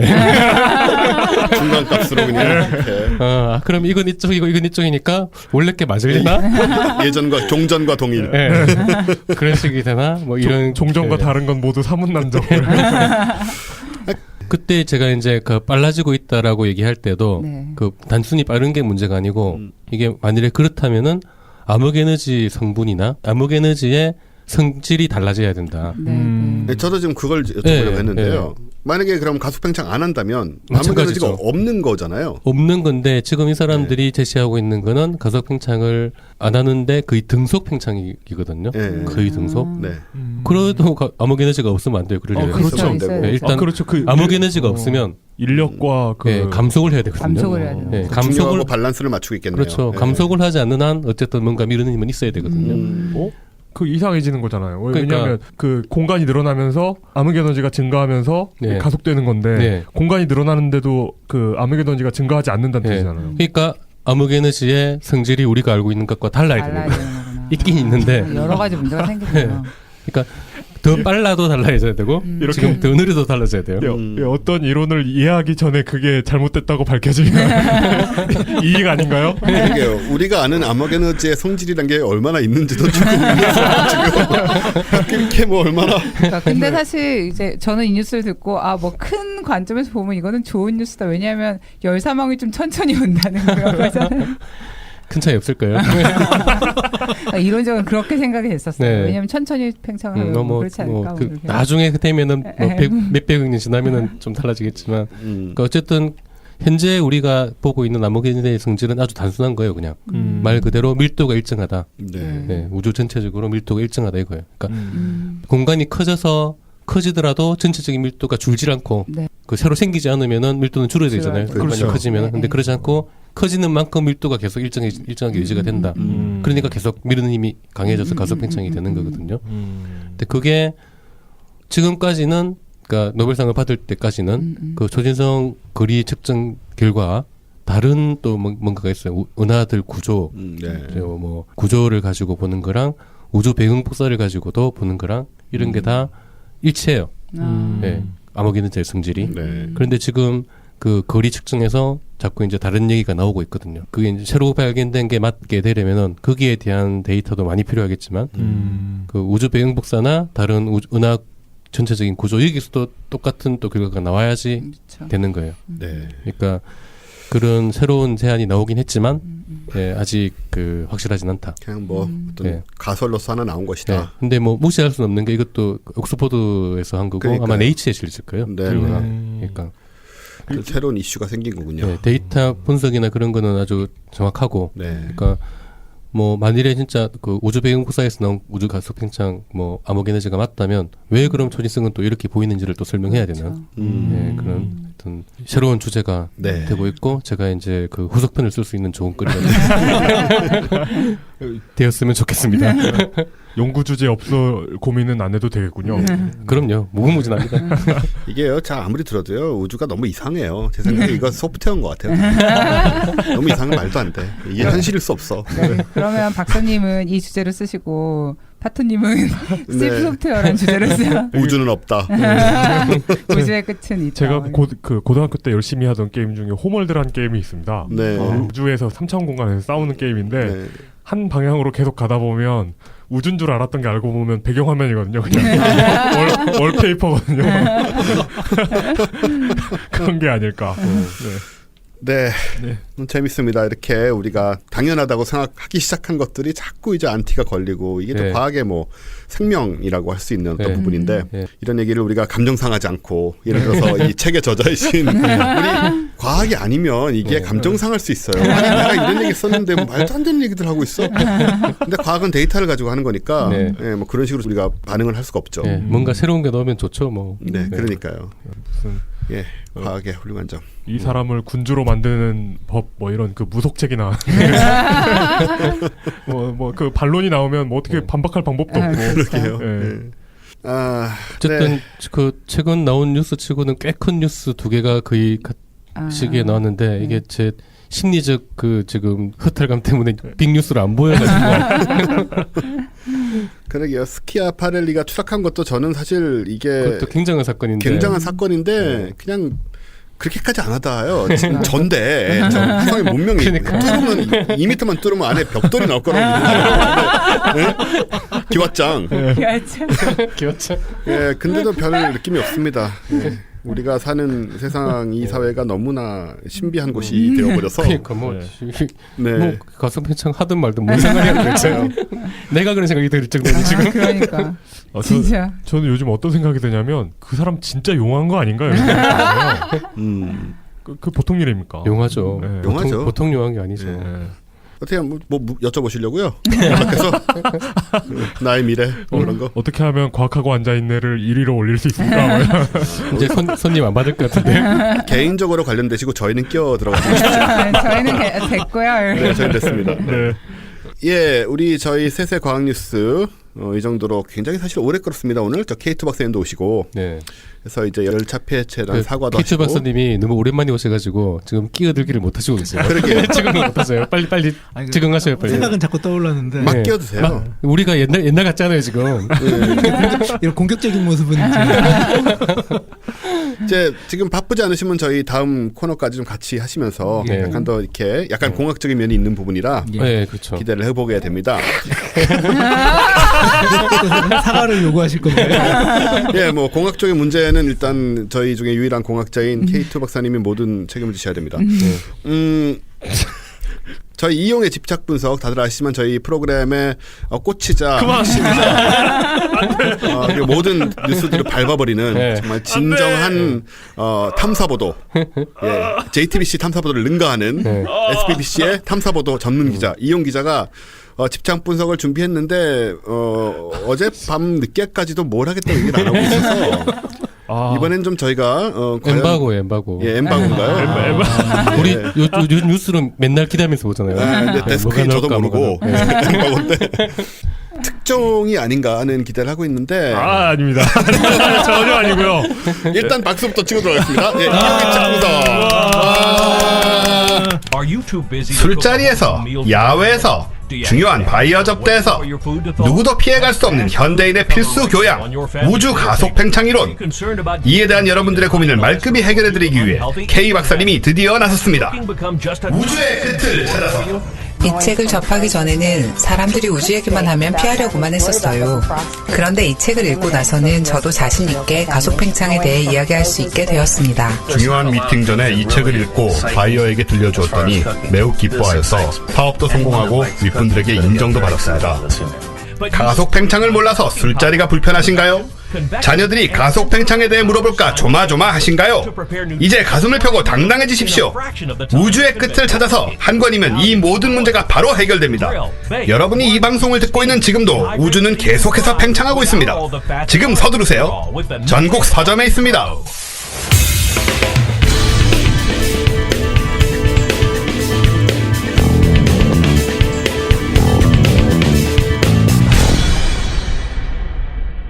집에 갈까 하는 생각도 들고요. 부모님의 얼굴이 떠오르네요. 야, 근데 진짜 그 벌써 매트 했잖아요, 우리가. 네. 매번 살 때마다 부담을 계속 줄 수 있네요. 네, 가능합니다. 그러니까 약간 더 많이씩 부담을 줄 수도 있는 것 같아요. 그리고 반응을 저렇게 하니까 제가 재밌어서 더 하게 돼요. 네. 적응이 안 되게 계속 부담을 주시네요. 저희 지금 아까 얘기했지만 저희 사회 지금 뉴스 때문에 저희가 뉴스가 굉장히 좀 느낌이 안 살고 하는데 이걸 한 방에 날려버릴. 한 방에 날아가지 않습니다. 진정한 초거대 블랙홀. 날아가지 않아요. 팟캐스트 다운로드도 줄 거예요, 지금. 계속. 차라리 화성 탐사선이 그 격추됐다고 이야기하는. 알고 화성판 사드 이런 게 있어가지고 고고도에서 격추됐다 이런 얘기를 하고 싶네요. 뭐 그런 건 아니고요. 네, 말씀해 주십시오. 리튬 배터리 얘기를 해볼까 합니다. 핫하다. 이거 저 폭발한 그 얘기 하시는 거예요, 이제? S사. 꼭 그 얘기만 하는 건 아니고요. S사야, 삼성. 폭발하는 리튬 배터리 때문에 고생을 한 S사가 두 개가 있죠. 소니와 소니도 그랬나요? 예, 한 번 있었죠. 네. 그래서 한번 찾아봤는데 이게 원래는 최근 같은 정세가 아니면은 굉장히 주인 뉴스로 거의 매일 나와야 될 상황인데 되게 시시하더라고요. 찾아보니까 그쪽 무당이 용하네요. 최근에 그 아이폰 7이 나오지 않았습니까? 그렇죠. 네. 아이폰 7도 참 폭발했다는 얘기가 있던데 진짜예요? 한두 개? 예, 한두 개가 터졌는데 찾아보니까 스마트폰이 새로 나오면 기종 불문하고 몇 개씩 터지더라고요. 그냥. 예, 그래서 이게 진짜 결함이 있어서 터지는 건지 아니면 늘상 터지는 것 중에 하나인지 봐야 될 것 같은데. 삼성은 좀 많이 터졌죠. 근데 예, 거의 100개? 100개 넘게 터진 것 같아요. 오늘 아침에 제가 오다가 삼성 측에서 어나운스 한 거를 들었어요. 정확하게 통계를 냈더라고요. 처음에 100몇십만 개 팔고 그중에 100몇십 개가 터졌는데 이 배터리 걸로 확인된 게 80몇 개고 그 다음에 이제 다시 교환해 줬잖아요. 교환하고도 100몇십 개가 나갔는데 그 중에서도 한 100개 정도가 또 터졌고 그렇게 됐다고 오늘 공식 어나운스를 했습니다. 아침에. 그렇습니다. 어쨌든 아이폰에 A10 퓨전이란 칩이 들어갑니다. 그 프로세서가 들어가요. AP라고 하죠. 이 프로세서의 그러니까 고성능 코어가 그 인텔의 비교적 최신 CPU 있지 않습니까? 스카이레이크 i5 6500이라는 뭐 그런 걸 알겠어요. 그런 걸 누가 알겠어요? A5, 7, A9 이런 이름은 대충 알고요. 그 아우디 이름이랑 비슷해서. 저는 인텔까지 압니다. 인텔. 저도요. 그래서 하여튼 i5 6500하고 그 싱글 코어 점수가 같답니다. 프로세서를 돌려보니까. 그렇겠죠 뭐. 싱글 코어가 뭐예요? 그러니까 코어가 여러 개 달려 있는데 코어 하나의 성능만 비교해봤을 때는 데스크탑용 CPU, 그러니까 최근에 팔리고 있는 최신 데스크탑용 CPU하고 성능이 거의 같다. 아이폰 7이 CPU만 보면 그렇게 설명을 해주시면 되죠. 그렇더라고요. 특성도 다르고 뭐 여러 가지 달라가지고 직접 비교는 어려우나 어쨌든 거의 데스크탑 수준의 성능이 난다고 합니다. 근데 뭐 이런 얘기 왜 갑자기 이런 얘기를 하냐면 그러니까 원래 아이폰이 내년에 10주년 아닙니까? 네. 근데, 그렇죠. 근데 최초의 아이폰에 들어간 프로세서는 그냥 그 당시 10년 전 데스크탑 CPU하고 비교하면 터무니없이 말도 안 되는 저성능이었다는 거죠. 네. 그 당시에 아이폰 프로세서는 아이폰이 나올 시점에서 10몇 년 전 데스크탑 프로세서 정도 성능밖에 안 되는데 네네. 이젠 거의 따라잡았다는 겁니다. 근데 그동안 인텔이 논 건지 과연 인텔이 놀았던 건지 아니면 모바일 프로세서가 정말 빠르게 발전한 건지 모르겠는데 그렇기 때문에 애플이 조만간 스스로 이렇게 개발한 스타 컴퓨터를 내놓을 거라는 루머도 있고. 아, 네. 뭐 맥북 같은 게 그렇게 된다는 얘기예요? 네. 그래서 ARM 계열 프로세서로 나간다는 말이 있습니다. 네. 그런데 연산 장치가 이렇게 괄목할 만한 성장을 할 동안에 10년 전과 거의 차이가 없는 기술이 있는데 배터리입니다. 그렇죠. 네. 케이트 박사님, 이거 도대체 어떻게 된 겁니까? 배터리 배터리는 왜 좋아지지 발전하지 않는 거죠? 않고 있어요? 시간을 좀 주십시오.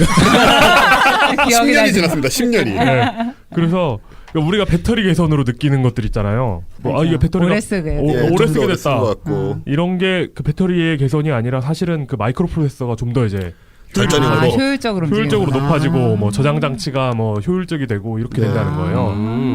그러니까 배터리 기술이 물론 계속 발전하고는 있습니다만 네. 그 속도로 체감되진 않는다는 거죠. 그러니까 뭐 그렇게요. 10년 전과 직접 비교하면 차이가 날 수 있으나 뭐 네. 이렇게 그렇다는 거 프로세서처럼 빠르게 발전하지 않는다는 거죠. 그렇네요. 스마트폰 얘기를 또 하면은 요즘 나오는 전화기들은 이제 좀 큰 전화기, 5인치 넘어가는 전화기는 되게 한 3,000 mAh 이렇게 네네. 되더라고요. 배터리 용량이요? 예, 네. 이 정도로 이제 수렴해 가고 있는데 전화 사용 시간이나 뭐 대기 시간 같은 경우는 전화기마다 천차만별이에요. 네. 그러니까 배터리 기술의 문제가 아니고 오래 쓰고 적게 쓰고는 배터리는 다 똑같고 네. 그 다른 전기 관리 기술, 그렇군요. 프로세서의 기술 이런 거에 차이가 있다는 겁니다. Cnet 기사를 찾아보니까 좀 옛날 기사긴 한데 리튬이온 배터리가 시중에 처음 나온 게 그러니까 상용화된 게 1991년입니다. 오래됐네요. 네, 꽤 오래됐죠. 네. 거의 뭐 25년 전 얘긴데. 네, 그 이후로 2012년까지 20년 동안 마이크로 프로세서는 성능이 1000배 향상됐대요. 네. 그런데 배터리는 같은 기간 동안 3배가 향상됐다고 합니다. 왜 이런 건가요? 그러니까 마이크로 프로세서가 사실 좀 이상한 거죠. 예를 들어. 좀 이상한 거군요. 네, 그러니까 생각해보면 자동차를 생각해보면 20년 전 자동차보다 지금 자동차가 1000배 빠르진 않잖아요. 그렇죠. 네, 뭐 네. 1000배 더 1000배 더 쓰지도 않고 1000배 더 연료를 적게 먹는다거나 뭐 이런 게 아니니까 마이크로 프로세서는 뭐 알고리즘을 개선하거나 아니면 공정을 좀 더 정교하게 하면 성능이 팍팍 올라가는데 배터리는 그게 좀 어렵다고 합니다. 삼성 SDI 블로그에 가보니까 네. 리튬 배터리의 원리를 그 되게 만화체 그림으로 알기 쉽게 설명을 해놨는데요. 크게 4개의 구성 요소로 이루어져 있답니다. 음극, 양극, 전해액, 네. 그리고 분리막이 있대요. 그리고 우리가 일반적으로 이야기하는 리튬 전지는 전해액이 액체고 네. 리튬 폴리머 전지는 전해액이 젤 형태로 돼 있다고 합니다. 그 양극과 음극이 있는데 양극에는 산화 리튬이 있고 네. 음극에는 뭐 흑연도 있고 뭐 여러 가지 제품이 있나 봐요. 근데 되게 흑연이고 전자는 도선으로 이동을 하면서 그 배터리 역할을 하고요. 이온은 전해액을 타고 분리막을 통과해서 이동을 한다고 합니다. 근데 분리막을 통과하는 건 이온만 통과해야지 전해액이 통과하면 터지게 됩니다. 아, 네. 그 부분이군요. 네. 그러니까 분리막은 이온만 통과시키는 막이라는 거죠. 네. 그래서 리튬 전지의 종류나 크기가 굉장히 천차만별인데 기본 원리는 같습니다. 다 이런 식으로 돼 있고요. 리튬 전지뿐만 아니라 배터리라는 게 사실 원리가 다 똑같죠. 네, 다 양극, 음극에 네. 전액에 뭐. 그런 네. 게 있고 뭐 이렇게 뭐 전기를 물리면 충전이 되고 뭐 네. 어떻게 되면서 충전이 되고 뭐 이런 거죠. 그러니까 뭐 양극에 뭘 쓰는지 전해질로 뭘 쓰는지 이런 차이가 있을 그 뿐입니다. 차이군요. 네. 모바일 전자기기의 역사는 사실 그 배터리의 역사와 궤를 거의 같이 하죠. 그렇죠. 리튬 전지가 상용화된 게 91년이기 때문에 그 이전에는 다른 전지가 쓰였습니다. 그러니까 최초의 랩탑으로 기록되어 있는 맥킨토시 포터블 같은 경우는 납축 전지를 씁니다. 네, 납계통이 들어갔었죠. 네, 자동차에 쓰는 네. 전지를 네. 소형화해서 쓰게 됩니다. 1989년이고요. 뭔가 좀 증기기관 자동차 같은 느낌이 드는 그런 거죠. 그리고 나서도 리튬 전지가 나오기 전까지 충전이 가능한 2차 전지에서는 니켈 계열 전지가 쓰입니다. 아, 니켈 수소. 네, 예. 그렇습니다. 리튬 전지가 91년에 나왔지만 네. 기술이 안정되거나 뭐 가격 문제도 있고 해가지고 잘 안 쓰이는 거죠. 네네. 그래서 니켈 계열 전지가 나오는데 니켈 카드뮴과 니켈 수소가 있습니다. 그렇죠. 네네. 그러니까 니켈 카드뮴 전지도 여러 가지 좋은 게 있는데 터지지도 않고 안전하고 안정적이고 비싸지도 않은데 이제 메모리 효과가 있고요. 그러니까 방전을 완전히 다 시키지 않고 충전을 시키면 배터리의 성능이 떨어집니다. 옛날에 그랬었죠. 네. 맞아. 그런 얘기 했었죠. 끝까지 꼭 다 쓴 다음에 충전해야 된다니 막. 수산화 이온이 그 전자를 나르는데 그 물이 된대요. 그 방전을 다 안 시키고 충전을 하면. 그래서 더 이상 이제 전해질로의 역할을 못 하는 거죠. 다른 경쟁 전지보다 용량도 적고 또 뭐 카드뮴이 되게 유독하대요. 그렇죠. 환경 이슈도 있기 때문에 이걸 보완한 니켈 수소 전지도 나옵니다. 네. 카드뮴을 수소로 바꾸면서 유독 물질 문제가 사라지고 메모리 효과가 줄어듭니다. 그리고 배터리 용량이 막 몇 배씩 올라간다고 갔다고 하더라고요. 3배 막 이렇게 올라가고 그리고 안정성이랑 안전성을 니켈 카드뮴 배터리랑 비슷하게 공유합니다. 네. 그리고 지금도 굉장히 많이 쓰이죠. 근데 어쨌든 메모리 효과가 줄었다고는 하는데 메모리 효과가 없어진 건 아니고 잘 관리 안 하면 여전히 배터리 용량이 계속 줄어들고 결국에 못 쓰게 됩니다. 네. 그러니까 배터리 완충 완방하라는 얘기가 이게 니켈 계열 그 배터리 때문에 나온 거고 이런 전지들은 자가 방전도 잘 되기 때문에 충전해 놓고 그냥 두면은 없어진다고 하더라고요. 그리고 드디어 리튬 전지가 상용화가 됩니다. 이게 1980년대 리튬하고 흑연을 옆에다 놓으면 뭐가 벌어진다는 논문이 나오기 시작하다가 드디어 상용화가 되는데 1991년입니다. 이때 상용화에 성공한 회사가 소니더라고요. 네. 소니가 리튬 전지에 문을 엽니다. 굉장히 훌륭한 배터리죠. 굉장히 가볍고 이게 뭐 중금속과 경금속의 차이도 있나요? 있죠. 네. 리튬은 굉장히 가벼운 거죠. 네. 그래서 가드뮴은 중금속이고 부피에 대해 굉장히 가볍고요. 네. 오래 쓰면 이제 성능이 저하되긴 하는데 메모리 효과는 아니고 그러니까 굉장히 오래 쓴다고 합니다. 완충 완방 안 하고 40%나 80% 사이로 왔다 갔다 하면서 쓰면 정말 오래 쓸 수 있다고 하더라고요. 용량도 굉장히 이렇게 부피에 비해 크고 그리고 뭐 크기도 굉장히 이렇게 스케일러블하게 만들 수 있기 때문에 이제 그 완충 완방 스트레스에서 벗어나는 거죠. 그러니까 모바일 기기에 필수적으로 쓰이는 배터리가 됩니다. 치명적인 단점은 안전입니다. 과충전되면 터져요. 충전을 오래 하면 터집니다. 그리고 방전을 오래 하잖아요. 네. 그러면 배터리를 자체를 그냥 못 쓰게 됩니다. 아, 그렇군요. 네, 그렇기 때문에 배터리 자체에 회로가 내장돼 있게 됩니다. 그래서 그 과충전 반지 회로가 들어가 있고 완전히 방전되지 않도록 이렇게 되더라고요. 이런 회로가 이건 그러면 완전 방전하면 안 좋은 거네요, 오히려. 그 공과 대학생들 보면은 로봇 같은 거 만들 때 임의로 그 안전 회로를 제거하기도 하거든요. 근데 그렇지 않는 한은 우리는 완방을 시킬 수 없는 거죠. 완방이 안 되게 해놨습니다. 안 되게 해놨으니까. 네. 그리고 과충전도 못하게 해놓습니다. 이런 게 만약에 고장이 나면 터지겠죠. 그렇네요. 어쨌든 이게 보호 회로를 내장하고 또 뭐 이렇게 케이싱을 단단하게 하는 형태로 이제 발전이 됐습니다. 이게 대중화되는데 시간이 좀 걸렸는데 제 기억으로는 90년대 말부터는 점점 대중화가 됩니다. 제가 왜 기억하냐면 제가 고등학교 때는 그 음악 듣는 기기의 어떤 춘추전국 시대였어요. 그랬죠. 네, 제가 고등학교 때면은 90년대 말입니다. 그 막 엑스파일 나오고 세기가 바뀌면 지구가 멸망하나 뭐 이런 그 Y2K 문제 얘기 나오는 그 시절에 카스테이 플레이어도 있었고 CD 플레이어도 있었고 뭐 MD도 있었고 MD. 여러 가지 있었죠. 클래식 아이팟이 그때쯤 나왔죠.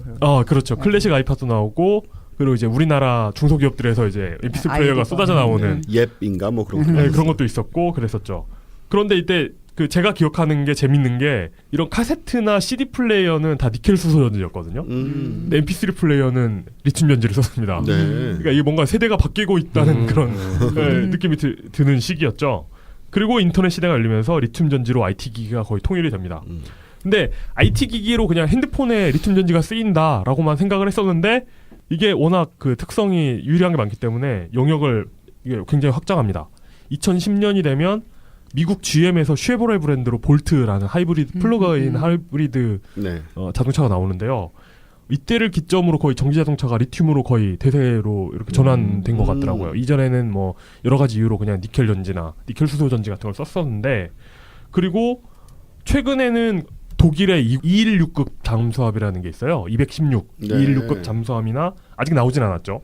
그 프랑스의 바라쿠다급이나 뭐 일본의 소류급 같은 잠수함이 원래 AIP라는 게 있습니다. 공기 불소요 추진기관이라는 게 있는데, 예, 그러니까 물속에 오래 있으려고 핵잠수함이 아닌 잠수함이 물속에 오래 있으려고 막 그 수소 전지 같은 걸 넣거든요. 근데 이제 그런 걸 다 빼고 리튬 전지로 꽉꽉 채운대요. 모든 단점을 상쇄하고 리튬 전지의 어떤 장점을 알 수 있는 겁니다. 그러니까 잠수함들도 이제 리튬 전지를 쓰고 그리고 항공산업 쪽에서는 이런 굉장히 보수적이거든요. 그래서 원래 리튬 전지를 전혀 안 쓰다가 보잉사가 보잉 787기를 만들면서 리튬 전지를 채택합니다. 그리고 시험 비행 단계에서 리튬 전지가 계속 사고를 내면서 여전히 니켈 수소 전지를 쓰고 있습니다. 반전이다. 네. 그래서 아직 육해공을 아우르지는 못하고 있고요. 어쨌든 장점이 너무 확실하기 때문에 뚜렷한 대안이 없습니다. 리튬 전지를 대체할 만한. 근데 지금 단점도 굉장히 치명적인 거 아니에요? 네. 폭발한다는 거니까. 장점도 너무 확실한데 단점도 너무 치명적이죠. 그러니까요. 안전성이 문제인 겁니다. 네. 2007년도에 어떤 일이 있었냐면 UPS 06편이라는 비행기가 있었어요. 네. 그러니까 이름에서 알 수 있듯이 UPS. UPS가 사용하는 네. 화물기였는데 네. 두바이에서 추락을 합니다. 짐칸에 있던 리튬 전지가 발화하면서 아이고. 추락을 해요. 화재가 너무 심하게 나가지고 네. 그 조종사들이 그 칵핏에 있는 게이지를 읽을 수 없을 정도로 화재가 났더라고요. 그래서 추락을 했고 또 2010년에는 아마 기억하실 겁니다. 아시아나항공 OZ991편 이 제주도 인근에서 추락을 했는데 이것도 화물기였죠. 네. 규명이 확실히 되진 않았어요. 블랙박스가 안 나와가지고. 그런데 아마 리튬 전지 발화로 인한 사고로 추정이 됩니다. 그러니까 굉장히 위험한 거죠. 이런 사고들 덕분에 비행기 탈 때 리튬 전지 수화물로 못 붙이게 돼 있습니다. 아, 그래서 그런 거군요. 네, 들고 타야 돼요. 네, 그러니까 들고 타야 되죠. 발화됐을 경우에 대처할 방법이 없기 때문에 물론 리튬 전지는 아까 말씀드렸다시피 굉장히 다양한 안전장치를 가지고 있습니다. 4단계, 5단계 이러더라고요. 이런 덕분에 일상생활에서 리튬 전지로 사고를 당할 가능성은 굉장히 낮습니다. 당장 우리 주변에 리튬 전지가 굉장히 많은데 우리는 하는 경우는 노트북이니 뭐 지금 아이패드니 여기만 해도 몇 개 있잖아요. 네, 그렇죠. 여기서 문제는 뭐냐면 그러니까 시장 경쟁에서 발생하는 것 같아요. 다른 회사보다 더 좋은 성능이나 기능을 가진 걸 만들어야겠다는 압박이 있다 보니까 이제 회사들이 좀 더 좋은 성능을 내기 위해서 노력을 하게 됩니다. 근데 이게 리튬 배터리의 경우에 기본 성능 자체는 크게 달라질 게 없거든요, 사실. 그런데 에너지 밀도를 더 키우기 위해서 이제 선택할 수 있는 방법은 필연적으로 안전성과 충돌하게 되는. 그러니까 예를 들어 리튬 전지 같은 경우는 안에서 이제 불이 붙거나 해도 문제가 커지지 않게 금속 케이싱을 입히거든요. 근데 이 금속 케이싱이 굉장히 안전에 중요한 요소인데 이게 두꺼우면 용량이 줄어들게 되는 거죠, 배터리 용량이. 그러니까 이게 점점 얇아집니다, 실제로 경향이. 또 분리막이 있는데 분리막 양쪽에 이제 전극이 있잖아요. 네. 근데 분리막이 두꺼우면 전극의 크기가 줄어들게 되기 때문에 분리막도 점점 얇아지고 있어요. 근데 분리막이 너무 얇아가지고 전해액이 서로 닿게 되면 터지게 되는 거죠. 그리고 최근에는 또 고속 충전 기술이 도입이 되고 있는데 이게 리튬 전지의 고질적인 단점 중에 하나입니다. 충전을 하는 동안 발열이 생기거든요. 근데 이제 발열이 생기기 때문에 위험합니다. 폭발 위험이 있다는 건데 기술 발전이 있었겠습니다만 충전을 빨리 할수록 열이 더 많이 납니다. 터질 가능성이 점점 더 커지죠. 고속 충전기가 더 위험하다는 얘기가 되는 건가요?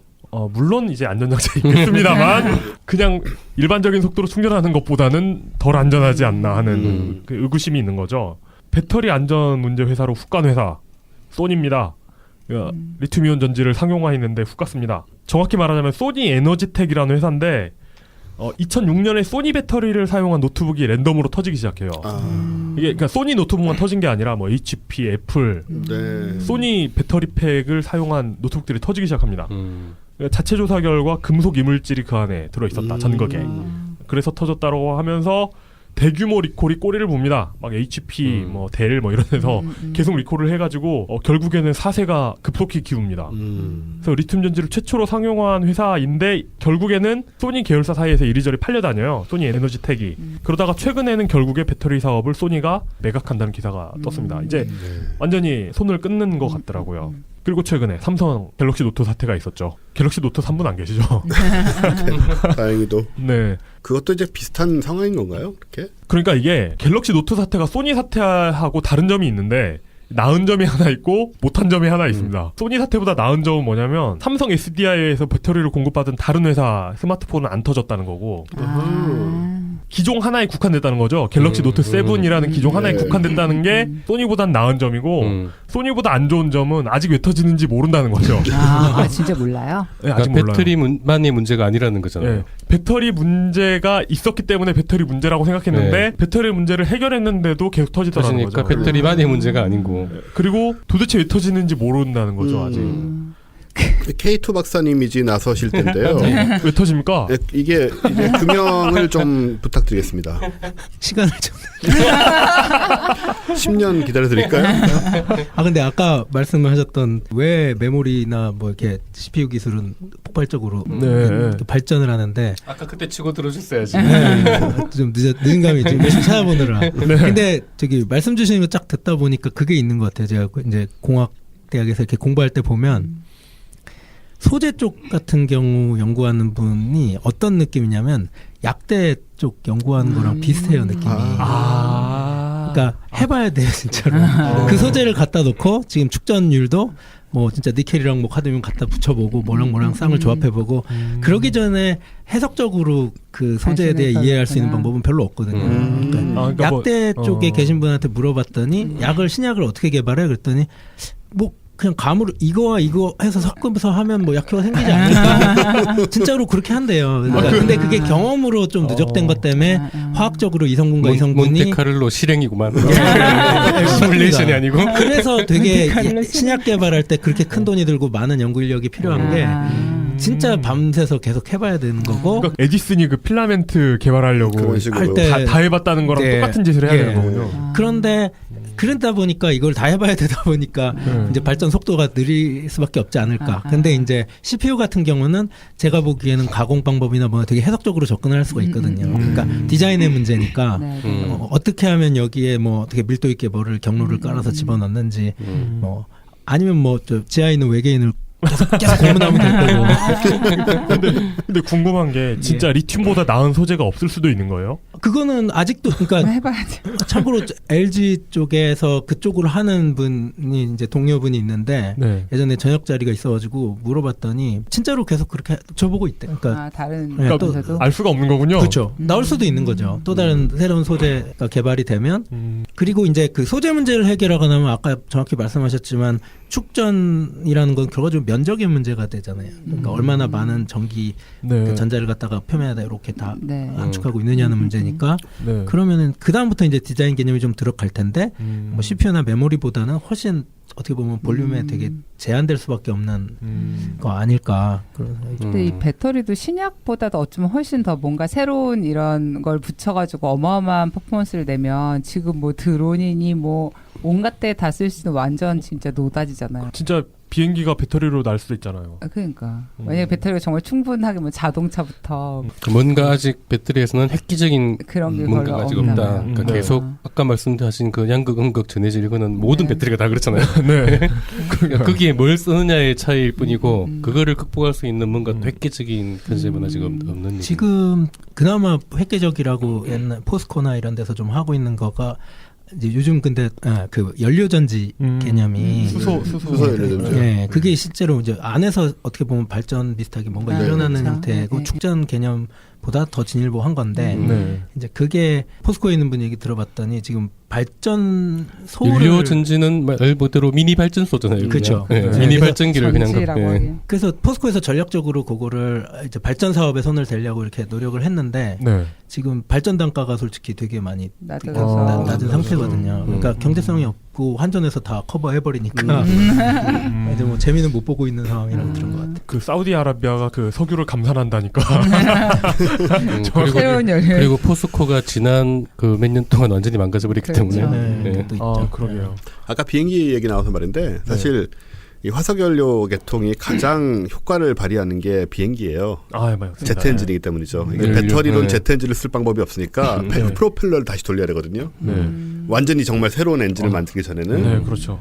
다른 거는 다 자동차 같은 건 다 대신할 수 있는데 비행기만은 전기로 대신하기가 현재로서는 답이 안 나오는 그런 상태. 예를 들어서 비행기가 지금처럼 제트 엔진 비행기가 있는가 하면 드론이 예를 들어 사이즈가 커지고 그게 헬리콥터예요. 그렇죠. 그렇죠. 프로펠러구나. 드론이 커진 게 헬리콥터인지 헬리콥터가 작아진 게 드론인지. 그러니까 속도가 늦어지고 이제 이렇게 문제가 되는 거죠.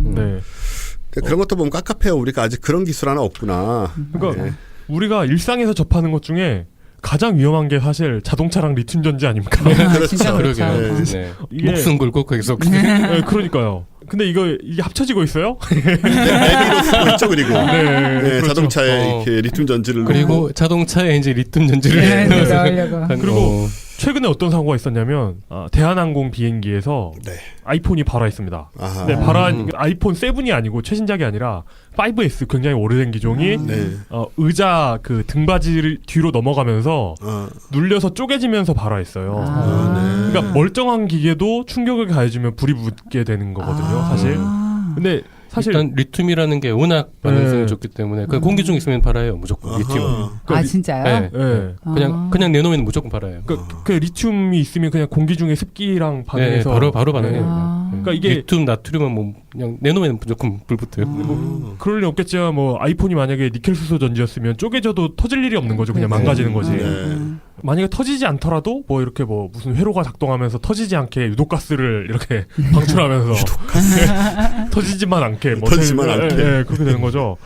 이거 말씀드렸지만 또 문제가 되는 점은 전기 자동차가 나오게 되는데 전기 자동차에게는 리튬 전지 외에는 대안이 없다는 겁니다. 그것도 대딱 크잖아요, 또. 네, 그리고 뭐 연료 전지 한다고 하는데 아까 말씀드렸다시피 원래 독일에서 수소 연료 전지를 사용한 잠수함을 만들다가 이제 다 리튬 전지로 교체하고 있거든요. 그러니까 뭔가 좀 대세가 리튬 전지로 바뀌고 있다는 느낌이고 당분간 대안이 없다는 느낌이 듭니다. 휘발유도 충분히 위험하긴 하지만 이게 리튬 전지가 자동차에서 만약에 사고가 나거나 했을 때 어떻게 될지 사례가 없다는 거죠. 예, 전기자동차가 그렇게 아직 많이 사고가 나고 있는 상황이 아닌데 예를 들어 정면 충전해가지고 배터리가 부러졌다. 그럼 이따만한 배터리에서 불이 나면 그게 어떻게 될지 모르는 거죠, 그냥. 그러게요. 네, 어떻게 될지 모르는 거고 거기에서도 유독가스가 나올 텐데 그게 과연 휘발유보다 안전할지 아무도 지금 모르는 상황이라는 거죠. 이번에 갤럭시 노트 사건이 우리랑 굉장히 가까이 있는 물건이 생각보다 위험할 수 있다는 그런 느낌을 줬다는 생각이 듭니다. 네, 뭐 미국 사람들은 저 집에 총 갖고 있으니까 아마 더 위험할 것 같아요. 그쪽이. 우리는 그렇지 않으니까. 우리가 일상에서 총을 만지진 않으니까. 네. 저는 군대 시절이 생각이 나는데요. 군대 무전기에 쓰는 배터리 아십니까? 모릅니다. 재충전 안 되는 리튬 배터리거든요. 충전이 안 된다고요? 네. 재충전이 안 되는 리튬 배터리인데 그냥 리튬 전지죠. 리튬 이온 전지가 아니고 리튬 전지죠. 재충전이 안 되는 대신 용량이 매우 크다 이러더라고요. 근데 그게 늘 잘 때 이렇게 제가 누워 있으면 제 눈과 마주 보는 위치에 항상 적재돼 있었거든요. 그래서 저게 터지면 굉장히 시원하게 터진다라고 배웠는데 이게 제 발치에 항상 있었던 기억이 갑자기 나면서 이게 우리가 그 불량품이었을까요? 안 터져요? 안 터져. 리튬이 없었을 수도 수도 있어요. 터지지 않는 대신 전시해도 안 되는 그렇죠. 그러니까 이거 우리가 로마 시대 뭐 얘기하면 수도관이 나부로 돼 있었다 이런 얘기하면서 비웃잖아요. 근데 우리 후손들이 굉장히 비웃을 것 같아요. 이런 위험한 걸. 그러니까 굉장히 위험한 것인데 이런 위험한 걸 다루면서 안전성과 트레이드 오프하는 기능들이 이렇게 생겨나가는 거에 우리가 경각심을 가지고 지켜봐야 되는 게 아닌가. 네. 지금 누군가는 나의 갤럭시 탭은 왜 터지지 않았을까 생각하고 있지 않았을까요? 그 물건이요? 네. 이렇게 아쉽게도 네. SPBC 뉴스룸 리튬 이온 전지의 진실에 대해서 이렇게 추적을 역시 해봤습니다. 시시하죠 역시. 다음부터 전혀 기대하지 마시고요. 지금 그런 모바일 기기는 거의 다 리튬이온 전지인가요? 아닌 게 없지 않아요? 아닌 게 없는 거죠 거의. 그 충전지라고 우리가 부르는 거 있잖아요. 그러니까 AA 알칼라인 전지처럼 생긴 충전지는 니켈 수소더라고요. 근데 그런 거 외에는 거의 없는 것 같습니다. 예, 뭐 우리 알고 있자는 거죠. 그러니까는 이게 불량이 아니더라도 언제든지 불이 날 수 있는 정말 부서진다거나 공기와 접촉했을 때 언제든지 바로 할 수 있는 이런 걸 우리가 들고 다니고 있다는 거 정도는 우리가 알고 있고 또 불량 그러니까 뭐 누구한테도 일어날 수 있는 그런 가능성이 있는 거잖아요. 뭐 일어나지는 않겠지만 그렇게 흔하게 일어나서도 안 되죠. 네. 미국에 되게 유명한 유튜버 하나가 중계를 계속하고 있는데 갤럭시 탭을 전선에 꽂아놓고 하루 종일 카메라가 걔를 비추고 있는 거예요. 언제 터져? 폭발 현장을 중계하겠다면서. 그래서 지금 몇 달째 계속 하고 있다고 하던데. 원래 그러고 있으면 안 되는 거죠. 하필 양품이 걸려가지고. 이렇게. 좋은 기술들 빨리 개발돼서 지금 배터리 사실 다들 느낍니다. 배터리가 발전이 안 하고 있다는 거. 배터리가 해결되면 해결될 문제들이 진짜 많잖아요. 정말 많죠. 너무 많죠. 네. 근데 이게 해결이 과연 가능한 건가 하는 생각도 들고. 그러게요. 네. 완전히 뭐 새로운 사고 방식이 필요한 건지 뭔지 모르겠는데, 일단 아까 말씀하신 것처럼 지금 어떤 촉매제라든가 이런 것만 다른 거지 원리는 계속 동일한 상태잖아요. 네. 동일한 논리로 계속 네. 재료만 바꿔서 쓰고 있는 상황. 수소 연료 전지만 빼면 네. 그건 네. 발전기니까. 네. 그래서 이런 것들도 좀 뭔가 브레이크스루라 그러잖아요. 왜? 네. 그런 것들이 좀 나올 때가 됐는데 어디선가 뭐 하고 있지 않나 생각도 들고. 화성 탐사선이 제대로 착륙만 했으면 발견했을 수 있는데. 화성이 이제 문명이 쓰고 있던 그 에너지. 예. 우리 기술과 이렇게 교환할 수도 있잖아요. 뭐 우리 뭐. 팀 기술. 뭐. 우리가 근데 여기 착륙도 못하는 기술 가지고 쟤네들이 뭐 교환해 주겠어요? 자, 이 정도로 우리 집착 분석. 예, 역시 특종. 재미는 없었으나 중요한 특정으로 진실을 알아봤고요. 정리를 해야 되는데 우리 뭐 공지할 게 있나요? 저희 이번 주 금요일 칼세이건 살롱은 송승우 교수님이랑 하게 되죠. 네, 한양대 통계물리학 네. 하시는 손승우 교수님. 정말 물리학의 세계는 끝이 없는 것 같아요. 통계 물리학은 전 정말 뭔지도 모르겠습니다. 네. 오십시오. 네. 이번 주 금요일 저녁 7시 벙커원. 벙커원입니다. 네, 요즘 이제 그렇게 말이 많다가 갑자기 이제 이런 일이 터지니까 갑자기 숟가락 얹는 분들도 많이 보이고 하더라고요. 네. 지금까지는 조용히 있다가 그런 분들도 보이고 하는데, 어쨌든 간에 중요한 거는 저는 그렇게 생각해요. 이제 우리가 정치, 사회 이런 거 해서 진실과 사실을 대하고 알고 그리고 받아들이는데 굉장히 약하다, 부족하다, 우리 사회가. 그런 생각이 많이 들고 이 두 가지 형태로 나타납니다. 하나는 눈앞에 진실이 있는데 그걸 안 보려 하는 거하고, 하나는 음모론에 빠지는 거죠. 너무 과장해가지고 말도 안 되는 얘기를 하고. 사실 중간으로 가야 해법을 찾을 수 있고 실제 현실에서 우리가 나아질 수가 있는데 이번 기회가 저는 우리가 그걸 시험하는 기회인 것 같아요. 이 상황이. 이 상황에서 우리가 이걸 어떻게 해결하고 풀어나가느냐라는 게 정치적으로, 사회적으로, 개인적으로, 심지어 심리적으로도 굉장히 중요한 부분이라고 생각이 들더라고요. 네.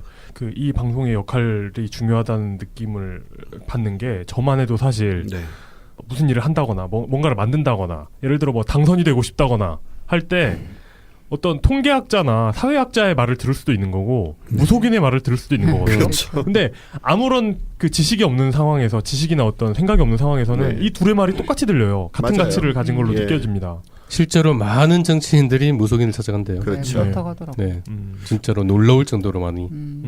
하지만 과학을 좀 알게 되면 통계 물리학 아까 얘기 나왔지만요. 구글 씨는 모든 것을 알고 있다. 그렇죠. 정하훈 교수님 지난번에 우리 저 과학 같은 소리 하나 할 때 지난 미국 대선이라든가 한국 대선 이런 게 얼마나 그 검색어의 수와 일치했는지 이런 걸 설명을 해주셨거든요. 이런 식으로 심지어는 과학이 가고 있다는 거. 그래서 더 이상 우리는 무속이 필요 없습니다. 옛날에는 뭐 지푸라기 잡는 심정으로라도 뭐 있어야 했지만, 미래를 완벽하게 예측할 수는 없지만 미래의 근사치를 찾아가는 거는 사실 과학이 해내고 있고요. 그래서 만약에 이용 기자가 이제 출마하시게 되면 와, 다들 너무 시원하게 웃는 거 아니에요? 근데 여기서 출마에 제일 가까운 건 파토님 아닙니까? 누가 하시든지 아주 과학적으로 도와드리겠습니다. 실제로는 그다지 도움이 안 된다. 하여튼 누가 하든 간에 우리 주변에 뭐 통계 물리학 하시는 분들도 많고, 뭐 김범준 교수님, 정하훈 교수님, 손승우 교수님 많죠. 와, 근데 파토님 만약에 그 출마하시면 이렇게 K 박사님 무슨 뭐 인수위나 이런 데 들어가시는 건가요? 저 출마 안 합니다. 이거 뭐 인수위, 뭐 대통령까지 나가는 거, 무슨 뭐 지방의원도 아니고. 화성 문명 탐색을 공약. 그런 거요. 그럼 불출마 선언 이렇게 기사가 떠도 괜찮은 거군요. 국민이 원한다면 여지는 열어놔야죠. 여지 안 열어놔도 돼요. 나중에 말 바꿔도 돼요. 네, 말 바꿔도 돼요. 네. 그러니까요. 나중에 이제 국민이 기억에 원한다면. 나지 않는다. 일단은 이번 대선엔 출마하지 않겠습니다. 공식 선언을. 하지만 미래는 모르는 법, 뭐 이렇게 마무리. 그건 모르는 거죠. 저한테 가끔씩 그런 얘기를 하는 분들이 있어요. 좀 더 안 했으면 좋겠어요. 저 안 돼요. 안 됩니다. 웬만하면 저 따위가 정치를 안 해도 되는 사회가 그 전에 빨리 오기만을 정말 진심으로, 괜히 하는 말이 아니고 진심으로 바랍니다. 네, 저희 SPBC 뉴스룸 SPBC 뉴스룸. 뉴스룸. 네, 뉴스룸이죠. 예. 저희와 유사한 이름을 가진 방송이 유사 방송이 요즘 선전하고 있는 가운데 우연히도 저희보다 이 이름을 일찍 쓰긴 했지만 우연히도 저희는 몰랐어요 그런 게 있는지. 나중에 보니까 그렇더라고요. 네. 우연에 의한 그 유사성. 네. 자꾸 이렇게 주장하다 보면 그걸 믿게 됩니다. 알고 있죠, 우리는. 네. 예, 비슷한 이름을 가진 이 두 뉴스가 이제 우리나라를 요즘 이끌어가고 있는 그런 상황인데 진실의 힘, 과학이야말로 가장 진실임에 가까운 것입니다. 네. 과학의 탈을 쓴 것들의 오해 속에 빠지거나 착각 속에 빠지지 말고 우리 항상 과학하는 생각을, 과학하는 입장을 요즘은 그냥 과학의 탈이라도 좀 썼으면 좋겠다. 아, 진짜 사람들이 쓰는 척이라도 몰라요. 쓰는 척이라도 좀 하는 그런 사회가 됐으면 좋겠고요. 그런 사회가 되기 위해서 참 해야 될 일이 많을 것 같습니다. 이 정도에서 마치도록 하고 다음 시간에 찾아뵙도록 하겠습니다. 오늘 특별히 나와주신 K2 박사님께 한번 다시 박수 드리고요. 감사합니다. 수고하셨습니다. 네, 그럼 다음에 뵙겠습니다. 감사합니다. 네, 감사합니다. 수고하셨습니다. 수고하셨습니다.